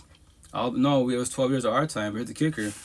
No one taught me this shit. All the shit I'm saying, all my tattoos, if my family taught me this shit when I was in middle school, high school, right? Forewarn me all this terminology, empath, narcissist, deflection, de la calle in Spanish 101, all this shit, all my tattoos, I have a better outcome more likely. I would probably not date my baby moms, any girl from the ghetto hood. It's like, no, they're cosmetically beautiful. Inside, they're broken like you're lost. They're not in the healing journey. But if you want to find your face, go find your face. But here's the kicker. I go and guide you. I will not give up on you. I will not let you drown. Everybody else, they'll be hurt for you, but they'll let you drown because you're still stuck on your ex. Those are called trauma bonds. They don't know this terminology. I do. Got to do all my kids. Excuse me. And all the young generation. I won't let you drown. But remember this, I can't finish save you. God, say God. God's not going through it. I'm not going through it. So why are you going through it? Why do you allow yourself to go through it? Make that make sense. And that's the stuff. That's what triggers people. What God can't do it. If He can't do it, He's not powerful. He's powerful every which way. He gave us free will and choice. What are you choosing? What are you doing? Toxic relationship. I'm a messenger with communication. The door's right there.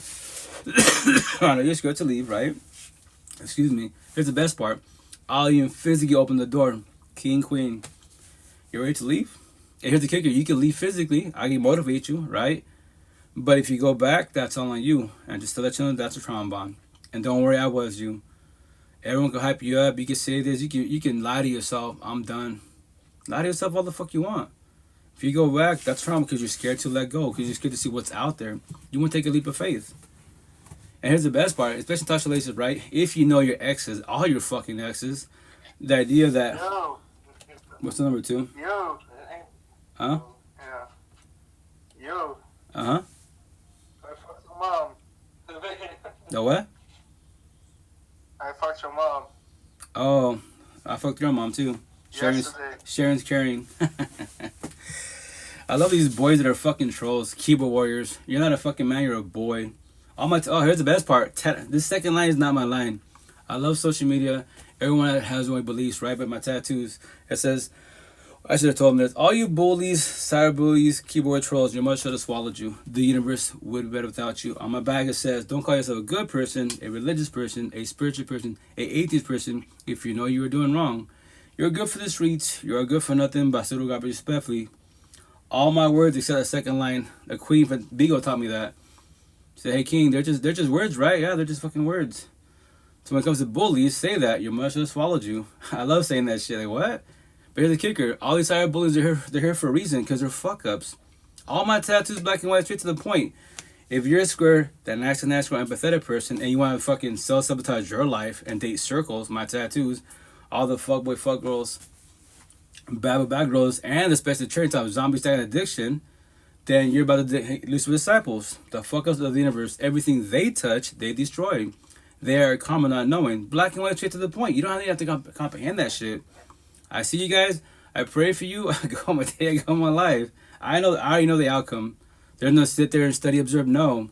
I see positive. I see negative. Positive about to get fucked every which way. Because he or she will pray but help manifest. That magic you one day, God, Jesus, Allah, Buddha, Muhammad, the universe, the spiritual, your ancestors, wake up your partner so they love you like you love them. But you're dating a fuck boy, fuck girl, and then I got put in the streets, a zombie, and acid addiction. Why the fuck you dating that by your side? One of these days, because yes, I know church, God, yeah, we're taught that God can do it. Leave in God's hands. Say that, do that. Let me know the outcome. I know the outcome, but let me know the outcome. And when you stay there for a fight and you get pissed, triggered, because I gotta give him, I wait patient wise. I'm been here 10 years, 20 years. Yeah, 20 years too fucking long. God, the door's right there. You can leave whenever you want to. You leave every day, but you always go back. So once again, I call everybody the fuck out. Why do you have to choose to want to go back to the person you bitch about every day above ground? Make that shit make sense. That's why that's called insanity. It's a broken record. Toxic love, trombones. Oh, anyway, back to that trombone term. But back that too, on the left side across the bees, it doesn't say trombones equal twin flames equal soul ties equal addiction equal what? All capital letters. Codependency. I need them in my life. I'll throw shit in your face. So you need someone to be emotionally abusive, emotionally cheating, verbally abusive, being a fuck girl on a cell phone, passing boundaries, breaking shit, physically whooping your ass. You need that by your side. Bet, sounds good. Don't worry, I was my first baby mom. I pray for you. I go my day, go my life. You done that comprehending and saying. That is your choice for will. I go my day. But just remind you, the whole universe, my motto to everybody, I'm always in your pocket 24/7, 365. Please don't feel alone. Nobody's alone. Especially technology, nobody's alone. But it's on you if you want to reach out for help. If you actually want to start your healing journey to figure these feelings out.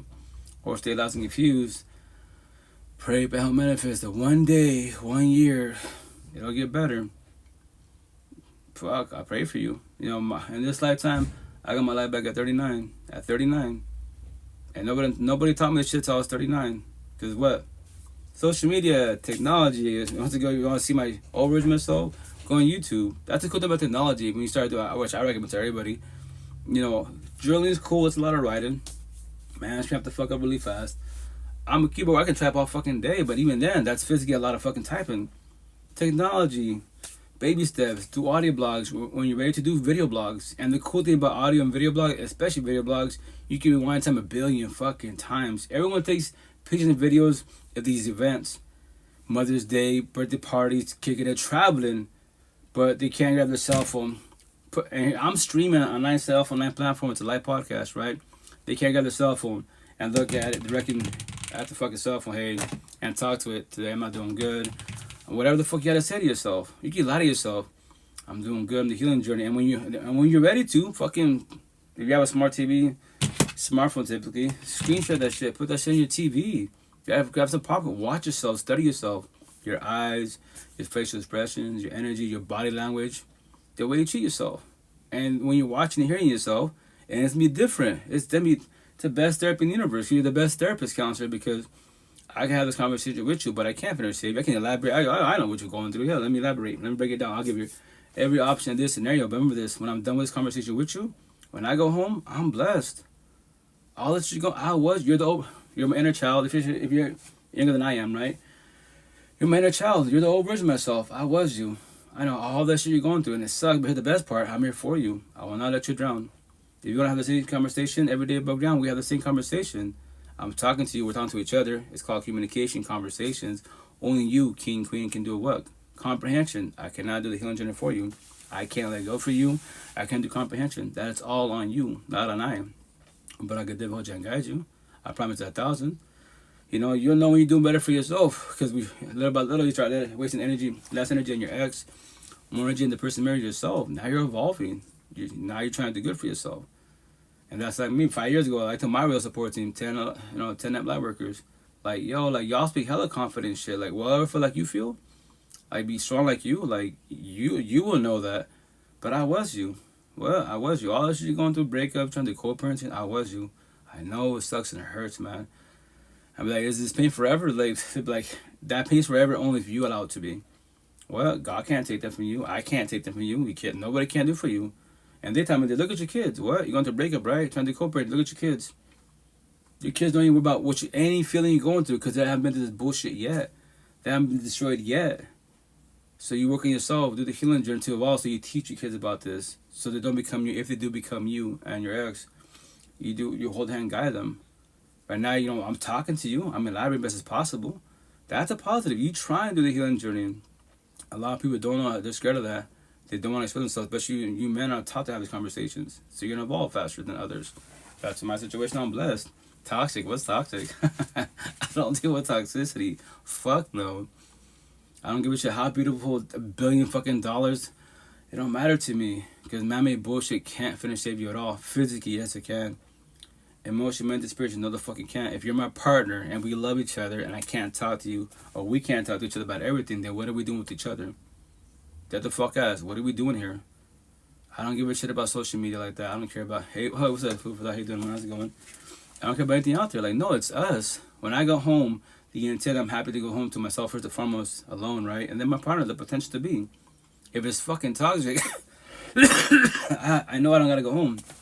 Excuse me. I can go somewhere else. That's the whole universe. You have nowhere else to go to? I know it sucks, but here's the kicker. I was you, man. How many fucking more bodies you going through till you figure this shit out? And we're not getting younger, you know? And once again, it's not ever too late to start the healing journey, but I will say this, the younger the better. If you're doing this conversation, the healing journey at fucking 15, 20, 25, you're ahead of the fucking game. You have a better outcome, you know? If you're older, I started at 39, but I'm blessed 39 because I went through all my 4 phases. Healing journey, awakening woke journey. Respect and save this. No one wants to comprehend this. I believe there's saves to put fear in people in the whole universe. And I'll forewarn you, right? So here's the kicker. They say the healing journey doesn't ever end. It's a lifelong journey, lifelong process. If you want to comprehend that, just to let you know, right? Because that is your choice of free will, for the rest of your fucking life. When you hear that shit on social media, service counselor, right? You won't ever let go of your exes, your past pain, toxic love, trauma, child trauma. You will always have anxiety, depression, paranoia, PTSD, suicidal thoughts, low self-esteem, anger issues. You always have triggers, overthinking, reactive abuse, deflection, projection, gaslighting, manipulation, traumas for the rest of your fucking life, to your last dying breath. Remember that. If you want to comprehend that, that is your choice free will. Mine ended at 39. Anxiety, what's anxiety? What's depression? I could have 1,000 girlfriends, every single one, even potentials, not even girlfriends. They can all go, sleep, cheat, divorce, break up. Respect, I don't care. I don't need my partner. I want my partner. If she wants that, we match energy, I take energy. Every which way. You know, and that's my situation. That's what makes it sound so easy because I worked on myself, healed. I don't need people. The last 5 years, locally, pretty much alone. In Seattle, I'm about to go to right now, Seattle, the DoorDash life. I speak to a lot of queens at the farmers markets in Seattle for my pop's business and then doing DoorDash at the businesses. Only reason why? My tattoos. Purposely done for a reason. They're all attention getters. If you look at somebody, if you don't make a comment or ask a question, you want to spark a conversation, you will never know. Think is not knowing, judge is not knowing, assume is not knowing, gossip is not knowing. I am A, you are B, Jaden Will Smith. If you look at me and then the blog talks about me, or people on social media talk about me, that's C to Z parties. You didn't come to me. You went to somebody else. That guy's crazy. He's lost it. Prison tattoos. Say all that. So someone comes to me, hey, so your tattoos are prison tattoos? Yeah, you can say that, but no, not far from that, respectfully. A lot of prisoners, when they get out, they become Bible thumpers because they found God. I'll mention God and higher source, but I don't sit on that respectfully. You know, none of a couple of my tattoos mention God, Jesus, but not. You know, Bible, Adam and Eve, Genesis, Cain, Abel. You know, I'm gonna close the live on TikTok and reopen it again because someone got the feelings about that. That's shit. TikTok. You have too many butterflies and unicorns. And once again, positive talk doesn't make money. All you blue players, especially on TikTok, y'all make money out what? Mammy bullshit. Go on TikTok. You have hella OnlyFans. Please make your money. But until you're broken, like you're lost, you can't do anything about life. I already know that. But yes, these cyber tricks to pay your pockets. You have a fucking $1 zillion. I already know that shit. But when you're shedding tears, remember this. All you OnlyFans, right? You beautiful queens, quote unquote, right? When you're shedding tears, remember this. You're beautiful. But why are you crying? Like Matt Rife, why are you crying? I love saying that shit. It's like, bro, it's use it being, man. But once again, that's why I'm here to tell people, if you do these live sessions, podcasts, do not be codependent one platform. I'm on 9 platforms, 9 cell phones. If I report it, they pull it on TikTok, which I'm already used to it, I don't care. Because the boys get their feelings. Because they're fuck boys. Not all of them, a lot of them are. In the ghetto hoods, fuck. I say all the time, you want to love in the ghetto hoods? I pray for you. I go my day in my life. Kids have more love than adults in the ghetto hoods. Simple as that. Go to church all you want. Allah, Buddha, I've heard everything. Trust me, 5 years doing the healing journey. Well, now healed. But you know, I'll say the healing journey for the rest of the universe. I've heard it all. And there's still in toxic relationships. And there's spiritual religious people, atheists, good people. I'm just like, awesome. Say that, do that, but you're not living the life. Because you still have toxicity by your side. Or you live in fear like my cousin and a lot of queens. And you'll be single for the rest of your life. Be single celibate. That's your choice for real. Stay fearful of love. But you're using the wrong terminology. It's toxic. You be scared of toxic love. You don't want toxic love. That'll fuck you up every which way. But let me play some clips before you go on. You can always tell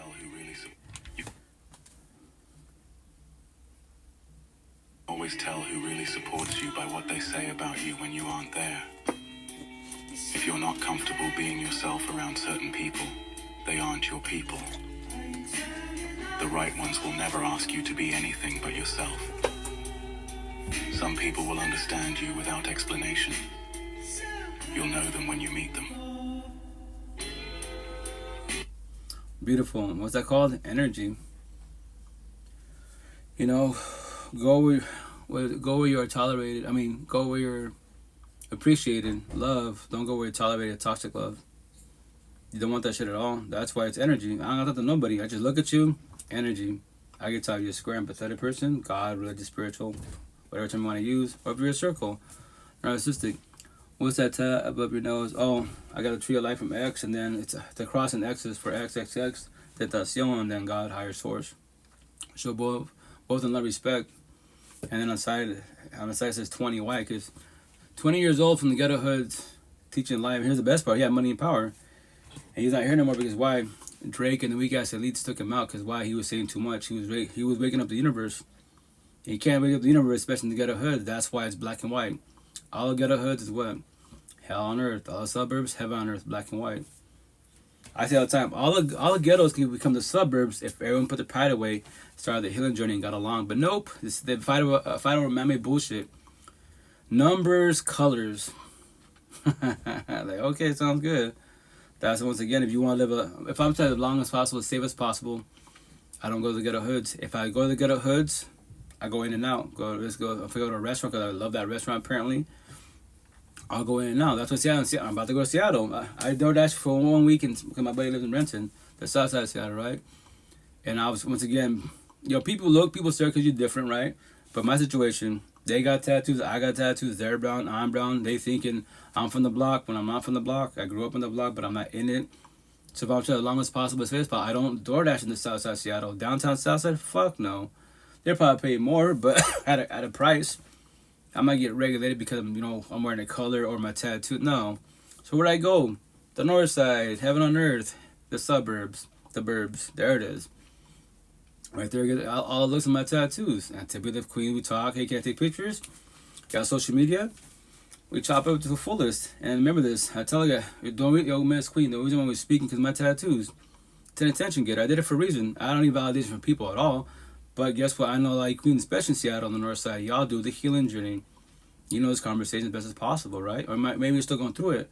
And what are we talking about? All about the healing journey, about your feelings.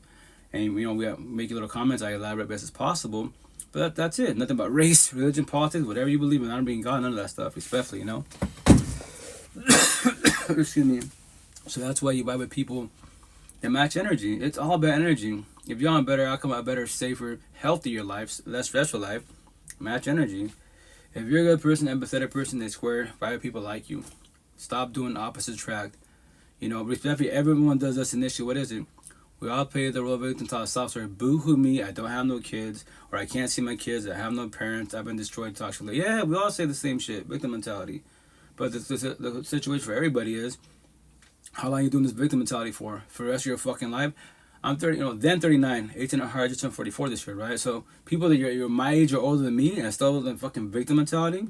So, you know, tell a sob story till you're 50, 60, 70 years old, be bitter and hateful, and go to church. Yo, it's a building, A for effort. The Bible, it's a book, read it all you want. But as a being, you're still sound depressed, you're still mad in life. How's that shit working out for you, you know?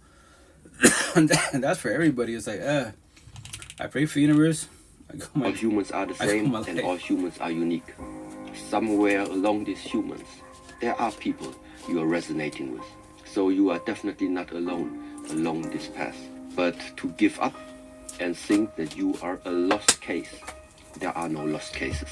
Unless you give yourself up, then it is lost. I forget his name, but me personally, and I said respectfully, right, to the fullest. Like, I've been studying all these religions and cultures type of situation, right? The only ones that I've noticed that can actually give me somewhat of a challenge, respectfully, is not really the competition, because all I give a shit about is the feelings, the healing journey, right? I don't care about anything that man made. Buddhist, you know? Buddhists are the ones that we can have these deep conversations, because what did Buddha teach? Strictly mind, body. Nothing outside of you. You know, why stress about things that you have no control of? You have control of yourself, you have your mind and your thoughts and your body. It's fucking beautiful. You know, that's why I preach about mind and body. And then toxic relationships. So once again, like a bunch of Buddhists, I speak to some in Seattle. There's a lot of podcasts. And once again, as a being, if you want to do this journey a hell of a lot faster, I'm not saying become a Buddhist. That is your choice for will. But I will say this. Studying Buddhism-wise, to make it simple as possible. Because like Buddha said, I'm the doctor. You're standing depressed, bitter, hateful, whatever, right? The medicine is my teachings. You don't have to comprehend this. I don't not force my ways upon you. That is your choice if you will. That's my situation. I'm not a Bible thumper. All my tattoos, they're just words. My scars healed. 95% of the universe, these are your cuts and wounds. Healing. You're the one who can heal them when you start your healing journey. And you know when you're healed, because then you let the word go. Sadness, anxiety, you don't have that no more. You know, none of that. Especially because you know what? I don't want to do this toxic relationship no more. I'm done with this shit. Which I say toxic love, broken, codependent relationships. Why? I give my all. Yeah, you give your all. They might have gave some, but they didn't match energy. They tried to. A for effort, but that's the shit. Match energy, not take energy. If they take energy, the door's right there, you know? And that's the shit. No one's alone. Face tattoo, alone. With my arms, alone. Lonely, loneliness. Nothing wrong being alone. Initially, this scary, because why? At nighttime, during the day, you distract yourself, social media, work, kids, whatever, right? But at nighttime, that's when it hits harder. Why? Because everyone is either in a toxic relationship or health relationship, but they have a body by your side. You have no physical being by your side. That's why at nighttime it fucks you up. No physical being. It'd be nice to have a partner if it's healthy, but if you're too codependent, fuck it. Go jump, get in a toxic relationship. Do the body hop in the whole face. Do all that. Get a body by your side. Say that, do that. It's not going to be a good outcome, but that is your choice if you will. Say, nah, if you don't need people, you want people. That's why maybe locally you're alone. We're fucking, we love the technology. Every which way, social media. How am I talking to you guys?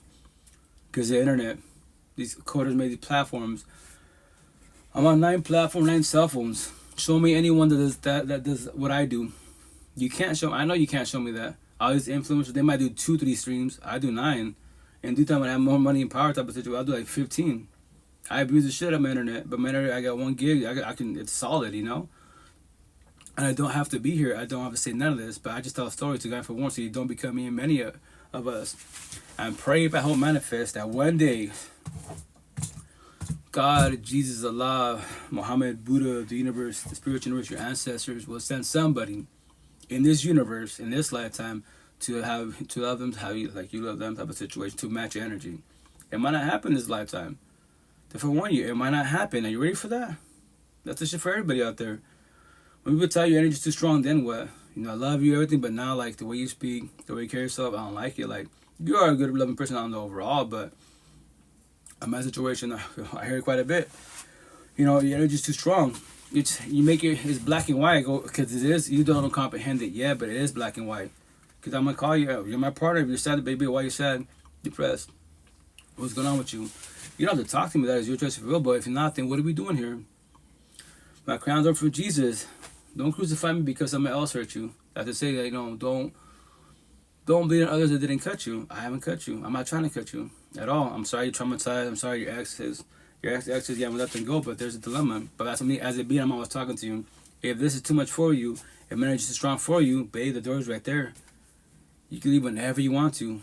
I'm not your slave master, you're not my slave master. I'm not your slave, you're not my slave. Don't feel guilty. You can't and you won't hurt my feelings. I don't need you, I want you.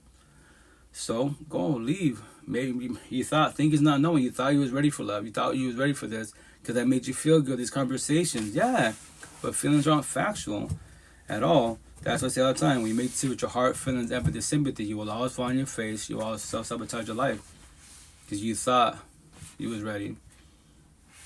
You gotta know you're ready, man. Simple as that.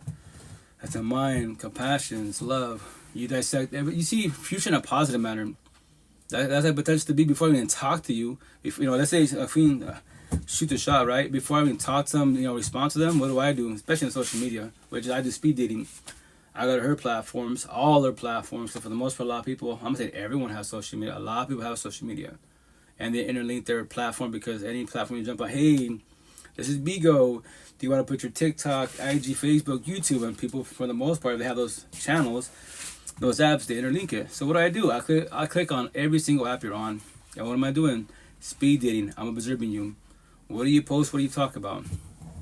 And it's like, she shoots your shot. Cosmetically, she's beautiful, right? And then I go to post, partnering, kicking it, you know, showing hella flesh. Oh, well, there you go. You got the self-love. You got self-queen. It's cool, but too much flesh, all that. Yeah, I just think OnlyFans, cool. OnlyFans sounds good. And then let's say she posts like, fuck my ex, fuck my baby father, and that was like a recent post 4 or 5 months ago.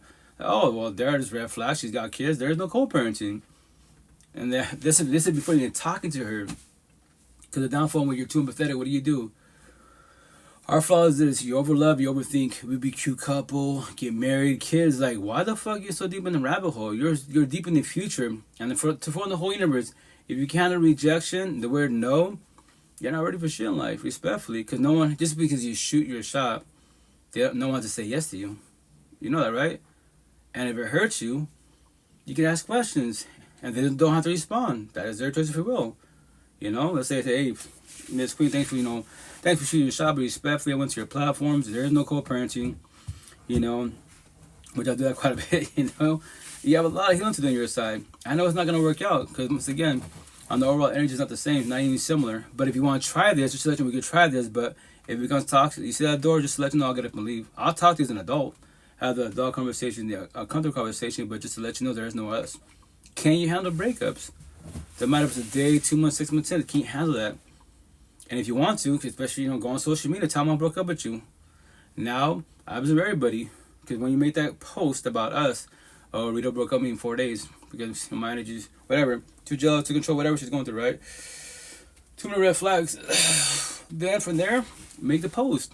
I guarantee 1,000 in your comments, in your DMs, you have straight gay trans after you. Now the question is this: do you do the body hopping whole phase? Do you jump into the relationship right away? If you do, just to let you know, inside you're broken like a lost. You're scared to be alone. You're scared to start the healing journey, but you're a religious, spiritual, atheist, good person. You can say that all you want, these categories. Cool, say that, do that, but look at your actions, man. Actions beyond the words. You're not on the healing journey. You can say that, verbalize all you want, because look at what you did right away. I'm nothing against you, do that. How many bodies you going through? And like in the Bible, in the beginning, say that in the beginning was so good, and 4 days later we broke up. What happened? There was all the red flags. That's what I'm saying. My situation, I don't deal with toxicity. My energy is too strong. And I was forewarned 5 years ago. Here's the kicker: when you hear things from your real support team, right, and you can verbalize, yeah, I got you, I'm hearing you. Hearing, especially the queens, he's not hearing me. No, he's hearing you. He's listening to you. That's called communication. He's not comprehending you. everyone, if you talk to somebody, that's called communication. Hearing, listening, watching. Nobody has to comprehend shit. That is their choice of free will. That's why if you're, for the most part, overall, your empathetic queens are doing what? Communication, comprehension. Because whatever we're talking about in the toxic relationship, you know what we're talking about. I don't know this shit. And I tell you, we bicker about the exact same subject, word for fucking word. Like my mother or boy, she could tell, I'd be like, what do you want to talk about this subject? Here's the best priority for it. You're going to say this, word for word, I'm going to say this. It's stalemate. But why?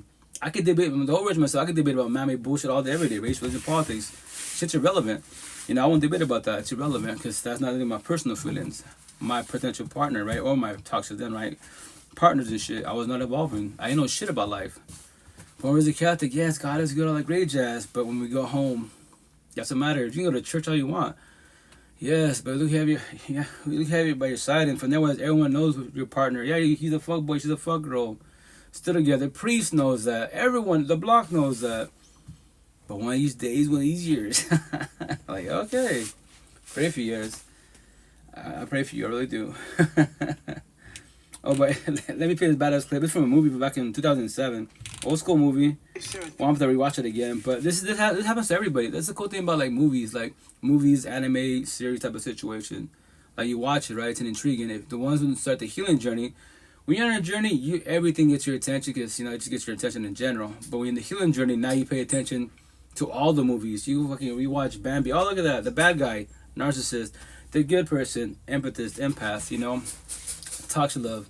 Trombones. Because you're hearing this terminology, you're studying this terminology, like, oh shit.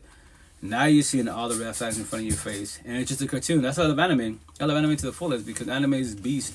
So much wisdom. And at the cartoon. But he's teaching every which way. And then here's the best part with anime, these powers. If humans had powers, which we're fucking blessed that we don't, you murk people.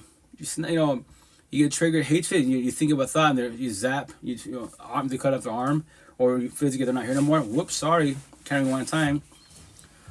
Only for a magician and all that bullshit, but then you're doing all that. Sorry, it's like no. That's why you watch anime. Like, hey, murk people want to bring them back because they have that power, but it's a cartoon. So we're blessed not to have powers, because trust me, this universe will be fucking destroyed every which way. But words are deeper than a knife every which way. That's why you have to be careful with your words with. Because the worst people destroy with your words, and everybody get hurt with your words, but the worst ones are your partners, especially your kids. Just forewarn you, that's the worst ones. That's why if you think about it really good, as a kid, who'd you talk to more? Everybody but your parents for the most part. Who are more toxic? Nope. Because they broke trust and loyalty. The person says, I love you, but emotion, really physically whooping your ass, but I love you. And we go to church. God is good. Allah, Buddha. Really? That's what you're like, okay, sure, I guess, And then you become older and I don't become like my parents. And then you start becoming like your parents. Because why? The generational cycle. That's why. And so, until you start the healing journey, have real support teams, you start breaking the generational cycle. From there, okay, now I get why my family does what they did and why my parents did what they did. My siblings, my friends, because nobody knew shit. Everyone was on a journey that were not on a healing journey. Now I'm on a healing journey. Now I comprehend people. Now I'm starting to observe everybody. That's a positive, But once again, no matter what you claim to be, whatever you claim to be as a being, Anunnaki, Starseeds, Buddha, whatever you claim to be, right? It's the person by your side. It's a person by your side that you allow to be by your side that changes your life in a positive manner or a negative manner. You don't want negative. You don't want toxic, but positive is love. That's what you want, best as possible. But to forewarn you, you be a badass power couple 2 years, 5 years in, 10 years in, right? But, the love's not forever. It'd be nice, but it's not factual. Because one day, as time progresses, but they just wake up. I can't do this no more. Like the sparks ending. Are you ready for that conversation? I do scenarios all the time with the potential to be these live podcasts, my one-on-ones, right? What? Just to let you know, are you ready for that day your partner wakes up and you wake up, baby, I love you, but something's going on with me. What do you mean? Like, I don't know. Like, I think potentially my relationship might end. What? I'm just forewarning you. I'm trying to figure out myself. I don't know, like, this, you ready for that? You can start crying, shedding tears. Yeah, it's gonna hurt. It's gonna hurt. If you allow it to hurt, That's my situation. I don't need a partner. I want a partner. If she wants out, if she leaves, that's her choice of free will. If I leave, that's my choice of free will. No one's gonna stay, you know, because then from there wise, if you stay there, but it's because, you know, I don't hurt their feelings. Analogy, metaphor is better to die today than tomorrow. So tell them 10 days in versus 20 days in versus 2 years in versus, I don't know, 4 years in the kid in. But you knew 10 days in, hey, like they're too jealous, they're too controlling. Nope, I don't hurt their feelings. So you accept them. And when you accept people, you do the butt lines. I love everything but they're jealous. But you tell that to everybody in the middle, but your partner. And like the movies and the books, someone calls you eventually, you could be, I don't know, a year after the fact, hey, you know, when people ask you the same question I just asked, do you always get the same answer? Like, yeah, well, yeah, I do. Have you, by chance, ever told your partner that? Like, no, I don't hurt the feelings. Well, you should have told them a long time ago, you know? Like, you're going to hurt, they're invested, and you know that? Like, you this is your own misery, you're not knowing. And then from there, let's say a scenario. In their eyes, you're the best person that they're having in life for the time being. But you're on your side, you're not satisfied. That's the shit. Hurt people, heal people. We heal people. We got it for one. Like, yo, don't do that, man. I was you. Well, I was you. Just tell them I know it's gonna suck. Then shed tears, probably clean, because everyone has the way of dealing with breakups, right? But at least better today than tomorrow. Or the longer it is, the more it's gonna hurt. And then you want to bring kids in the mix, get married, all that. You know, burst a bubble. Like, you fucking, you got some bad depression. They ain't doing shit, ain't saying shit. Then what? Or you know what? Fuck it. Without you, I can't live. They're not here tomorrow. You know, type of situation. A lot of people that got to that point should be here, but they didn't have no real support team, no to elaborate. As a good thing about technology, man. If you want to start the healing journey, I promise whatever word you put on TikTok, IG, you know, Spotify, type it in there. Breakups, depression, the healing journey. Type in a phrase, type in a word. You got fucking ChatGPT, you got C.AI, all these apps, you know. But once again, if you want to start your healing journey, if you want to work in your feelings, nobody has to. Me personally, once again, I rock with the people on the healing journey. People on the journey, I keep it humble with them. I keep it really, really short, because respectfully, like, I'm happy you're traveling, all that good stuff. Cool. Small talk, and that's it. But if I know you're in a toxic relationship, like, yo, but what about home? What? What about home? What do you mean? Like, you can travel all the fuck you want. You can go to church all you want. Whatever makes you feel good. Church makes you feel good. Reading the Bible, Buddha, meditation. Oh, yeah, that's beautiful. Nothing's wrong with what you're doing. The problem is this in your life is your home.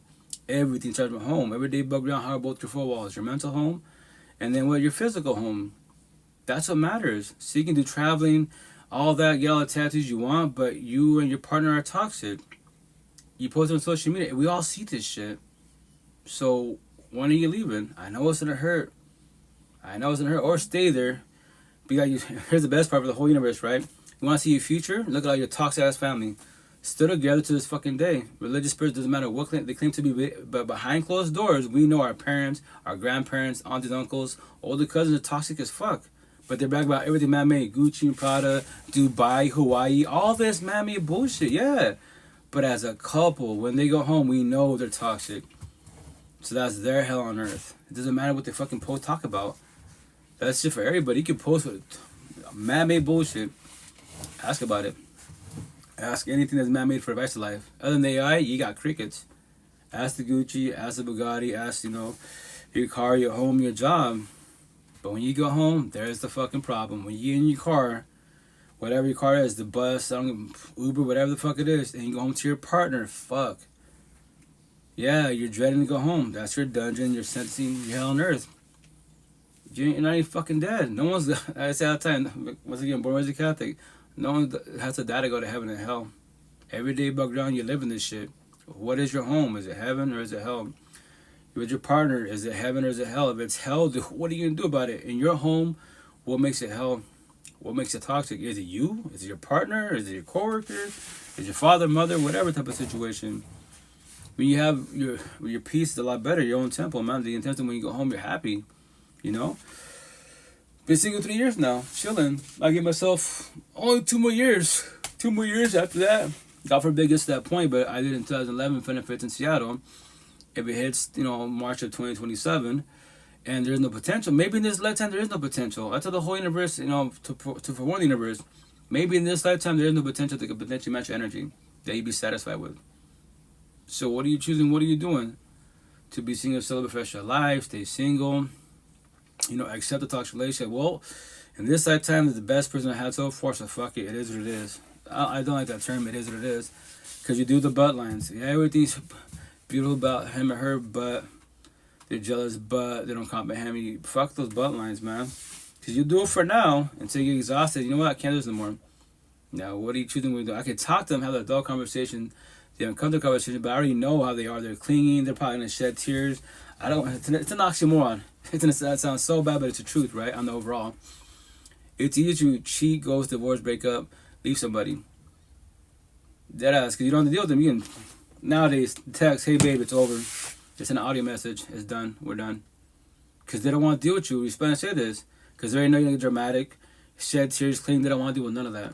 Is it wrong? Yeah, technically it's wrong for sure, but they just get up a leave type of situation. If you're the one that takes, because once again, gives you over love, you give your all, you're too empathetic. Your flaw is this. When we all say the same shit that's too empathetic, what do we say? I see the good in people. By saying that term, that line, not knowing, you self-sabotage your life. You should be selfish in a positive manner. I see the good in myself first and foremost, and in the whole universe. There you go. Now you have better positive outcome because you observe everyone's energy to see that a match energy or take energy. I see the good in people. Go fall on your face. Go fall on your face. Let me know how that shit feels. Respect. I comprehend it, but just let me know. That's for everybody, because that's the shit for everyone out there. People are using no matter what if you allow them to. But the worst are your partners, and it doesn't matter what you do in life when it comes to partners. If it becomes toxic, why does it become toxic? You gotta have the adult conversation, the uncomfortable conversations. It don't matter what you believe in, pray, you do all that, but you can't talk to your partner or they don't want to talk to you. Look at you. Yeah, remember this, respect. No one's gonna talk to you, but that's your partner, and they look at you or they ignore you. Fucking how much longer are you doing that for? Dead the fuck ass. And once again, I preach about doors. The door's right there. You leave whenever you want to. I know it's scary. You feel like you're giving up on them. Nah, they can guilt trip you. They give up on themselves because they don't want to talk to you. And now that you're leaving, now they want to try. Fuck all that bullshit. Fuck trauma bonds. Trauma bonds is the worst addiction in the universe. Man-made addictions does suck most definitely wise. But toxic relationships, man. Imagine being a zombie addict addiction. Both of you guys are zombies and you're fucking trauma bonded. You'd be together for 10, 12, 30 years deep. Many break up, cheating, all this bloodbath bullshit to finally maybe you start the healing journey. But 30 years of toxicity on the overall, like fuck all that, man. This whole universe is a bloodbath because we're all raised incorrectly. Once again, fast forward to life. The best part, once again, God, religion, good. That's cool, nothing wrong with that. But Buddhism, very simple, black and white, mind and body, mind and body. Selfish in a positive manner.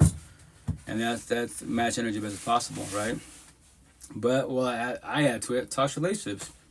What? That's what everything changes. No matter what you claim to be, what you believe in. Whatever terminology you want to use, it's that one person by your side. But the best part I preach about door, you can leave. What?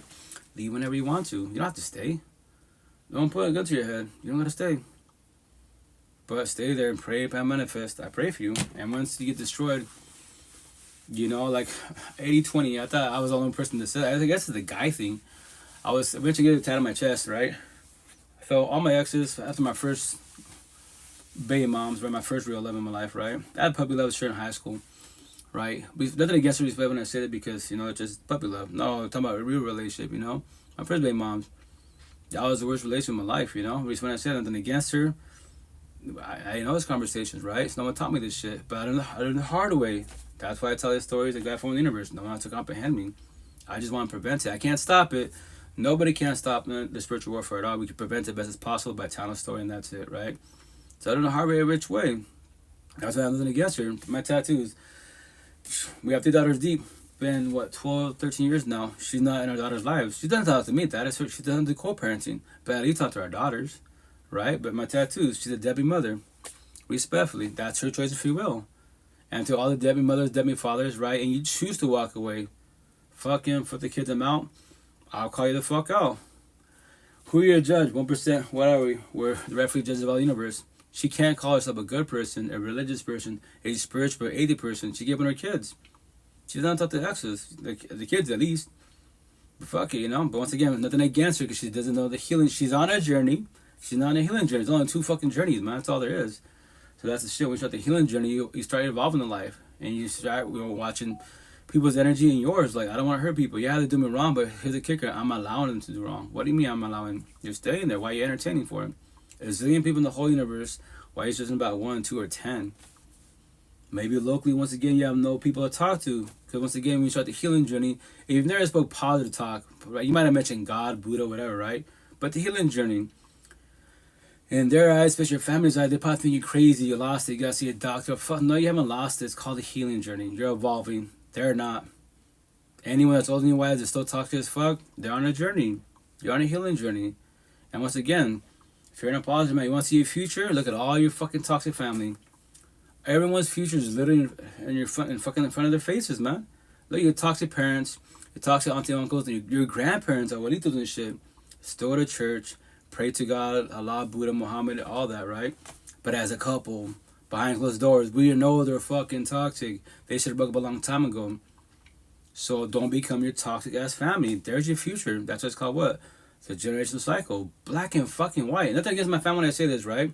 Because they know what I say, etc., right? But at 39, I tell you too. At 39, I started becoming all my toxic family. Every single one of them. When they try to give me shit, always the time you're doing your podcast, still you're doing your tattoos and shit. I'm like, hey, it's cool because it's fight or whatever. Let's say like last year I was telling one of my cousins, it's been 4 years since my breakup. Over. Y'all still together after the fucking breakup and you're miserable as fuck. And he's still a fuckboy. She's still a fuck girl. You both gonna judge for what reason? God can't do it for you. God gave you free one choice. Wouldn't you both fucking bind the bullet and go to that door not looking back? And you got kids, it's gonna hurt, trust me. But here's the best part. I'm your cousin. I can talk to you about it. You don't have to comprehend. That is your choice if you will. Or fucking stay together, be miserable as fuck. I pray for you. And I tell them, look at me, look at my auntie, uncle, your parents. How old are they?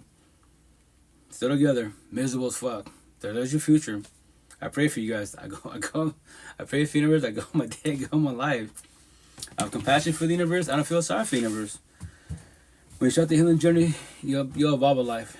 I promise you that you'll do a lot better for yourself. But once again, to forewarn you, whatever you claim to be, it's the person by your side, the person that you actually allow to be exchange energy with. And on top of that, energy, that conversation really fast. If you can't control your energy, you can't control nor protect it, then you got to be very careful who the fuck you lay down with. Because when you have TLC sex intercourse, you change energy from a bond, soul tie, twin flame, trombones, potentially catch feelings. STDs are babies because of one fucking act. So every time scenario, you meet a person, lovey-dovey, social media, face-to-face, all the good shit, and all this Romeo and Juliet love story, right? And they love bombing, quote-unquote, the honeymoon phase, and all of a sudden, after TLC happens, sex intercourse, they get up and leave, they ghost you. Then what? Now you're just there. You took my energy, you feel guilty, you feel wrong, like, yeah, they did use you, but I promise you 1,000, all the red flags were there. You know, they're not verbally say I'm gonna fuck you over, but it's energy. They're checking you out because they want to get to know you, be with you. They challenge homegirls in the streets, guys in the streets. That's why it's called emotionally cheating. Become physically cheating, self and a zillion fucking options. You know, that's the shit. So that means anyone that says that, that means you can't control nor protect your energy. You have a lot of healing to do. Don't feel guilty. If you did your part best as possible, then you did your part. You didn't ghost them; they ghosted you. You didn't fucking cheat on them; they cheated on you, right? And no matter what they claim to be, religious, spiritual, like, I call it the fuck out. Yo, let's say they cheated. And they're religious, spiritual. Hey, would Jesus cheat? Would Buddha cheat? Would God cheat? Muhammad, the universe, the spiritual universe, the answer to cheat? That had fucking very much. So why the fuck you cheating? You know what? I gotta go. What? Because of that? If you want to give them chances, yo, one chance too many. That's why, once again, it all starts with emotion cheating. Everything starts with emotion cheating.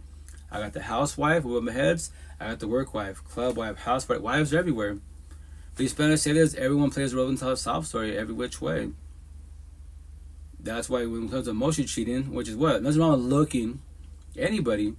But when you're gawking, staring, right? Like you've never seen a man or woman in your fucking life, that's called emotion cheating. You can't control your lust. Your eyes are bigger than your mouth. The answer is, a lot of these men keep wondering, they'll be like, a man can cheat because biology, the Bible says, it's shut the fuck up. No, it's called you have no self-will. My tattoo. You can't do. You can say monogamy. You and I, Jade and Will Smith, you can't do that because your eyes are bigger than your mouth. You should do poly, open, benefits, fuck buddy, situationships. Nowadays we're friends. Do that, say that, but let everybody know what you're doing. Don't gas and manipulate. Don't sell dreams. Keep it 1,000 round real. Like my situation, right? God forbid it hits 5 years. Because I don't deal with toxicity. I don't deal with women in the healing journey, prefer to be healed, right? So March of 2027, if nothing happens, I don't question God, higher source, or be mad at the universe. No. Maybe this lifetime there is no potential. So what do? I'll do benefits again. I did in 2011 with no healing journey, on a journey. I'm done with my healing journey. Now I put in my bio, hey, I waited 5 years patiently, and now I'm the whole universe's boyfriend. I do benefits. My bios on every platform would say that shit. No female can come in my life or go on social media, hey, Rito sold me a dream. And I'll be, hey, how did I sell your dream? I'm the whole universe's boyfriend. I used to be with nobody. I'll teach you everything about raw real life, raw real feelings. Maybe you potentially might meet somebody and we're doing benefits. We squash the benefits. We can squash this, this friendship, quote unquote, and you move on. Maybe you get blessed with that. I'm not gonna be jealous and envious of you. Fuck no, I'm happy for you. You got blessed. I did it. It's okay. I'm not mad at the universe. Maybe in the next lifetime there's a potential, and that's just for everybody. People will come and go every which way. The question is, are you ready for that? And they can leave for whatever apparent fucking reason, just because you didn't fucking put a cup in the sink or fucking, I don't know. It could be anything. And nobody has to talk to you. It'd be nice if your partner talked to you. But the question for you is, can you handle rejection? Can you handle no? Can you handle a fucking breakup? If not, you have a lot of healing to do. No one's guaranteed. Go to church, pray to God. I was like, hey, I gave everybody free one choice. What are you choosing? What are you, to stay, to leave, to shed tears? Shed all the tears you want. You can pray, beg to me all you want. That's their choice to get up and leave. You know that, right? A zillion people in the whole universe. Why are you stressing about one? Make that make sense. Why? There's gotta be, if you're in the healing journey, next potential to be, buy with them if they're in the healing journey. Match energy best as possible. Don't take energy. If someone takes your energy, why do you allow it? But anyways, shit, I'm already past my time. I'm trying to spend my own boundaries of 2 hours the most, and I'm at 2 hours and 1 minute. So I'm gonna play this clip. It's an old school movie. Don't quote me as far as the name of the movie. It might be correct. I'll have to investigate it, but it says What Love Is from 2007. Remember this, 2007. And this clip right here is pretty deep. It's pretty deep, because this is what happens like in life. If you have no real support teams, if your parents, none of your family, you have God, Jesus, Buddha, okay, that's beautiful. Nothing's wrong with that, but until hate it out. Son, daughter, that's all good. That's fine and dandy. But the question is this, and to foreign wise, do you know what love is? To foreign these relationships, like this feeling, they're not factual. Control them best as possible, because you can give your all, but if they're too narcissistic wise, and they're bad boy, bad girl, phobic fuck girls, they're negative energy. They're gonna take your shit, and they know they could do that to you. They might not understand this comprehension, the terminology, but they know, oh yeah, I can play a good fiddle. I can sell my dream, and they will give me the all.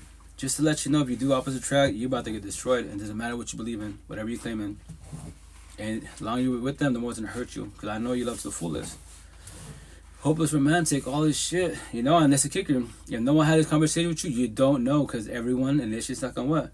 The generation cycle. They're on a journey. Only people in the healing journey, they're the ones that got it for Forewarn. I tell everybody on the healing journey, just to let you know, no one has to comprehend you. When we start seeing energy, oh my God, like the Matrix, you see coding, it's fucking black and white. They're about to get destroyed. Yes, we know they're about to get destroyed. So just be supportive. Just let them know, hey, when you're going through your shit, I'm here for you. I will not give up on you. I was you. What?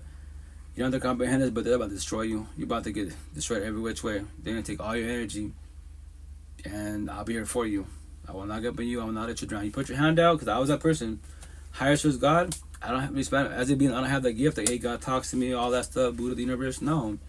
There's something out there, right? But no physical being take my hand. Till 5 years ago. My virtual hand, My tattoo, my 10M light workers. For 88 days, I had 10 people have these conversations with 10 people. I say preach it to fullest. The more people in your real support team, the more you evolve in life. Because whatever question you have for that one individual, the more people had one question, 10 people. They have similar answers or different answers. I don't have to comprehend none of them. But guess what? I'm patient enough, minded to sit there. Let me study that. I like the way you say that. Let me figure that out. I never thought of that. Yeah, because that's not my vocabulary. It's not my mental at all, So, this part, once again, which I tell my kids all the time. All 8 of them, relations, man, they make you, break you, definitely destroy you. It does not matter what you do, man, made college, money, power, and fame. It's that person by your side. And if you offer love to the fullest, you're an empathetic person, and then you get toxic love, they're too narcissistic, you're going to say what I said. A lot of us say, fuck love. Love hurts. Love's for the birds. Like, I'll stay single so live it forever type of situation. Fuck it, I'm doing my thing. Body up in the whole phase, relationship. You basically you don't give a fuck no more. I don't care no more. People come, I don't care, you know? And you go in this dark space, dark mentality wise, like that's not a healthy space to be at all.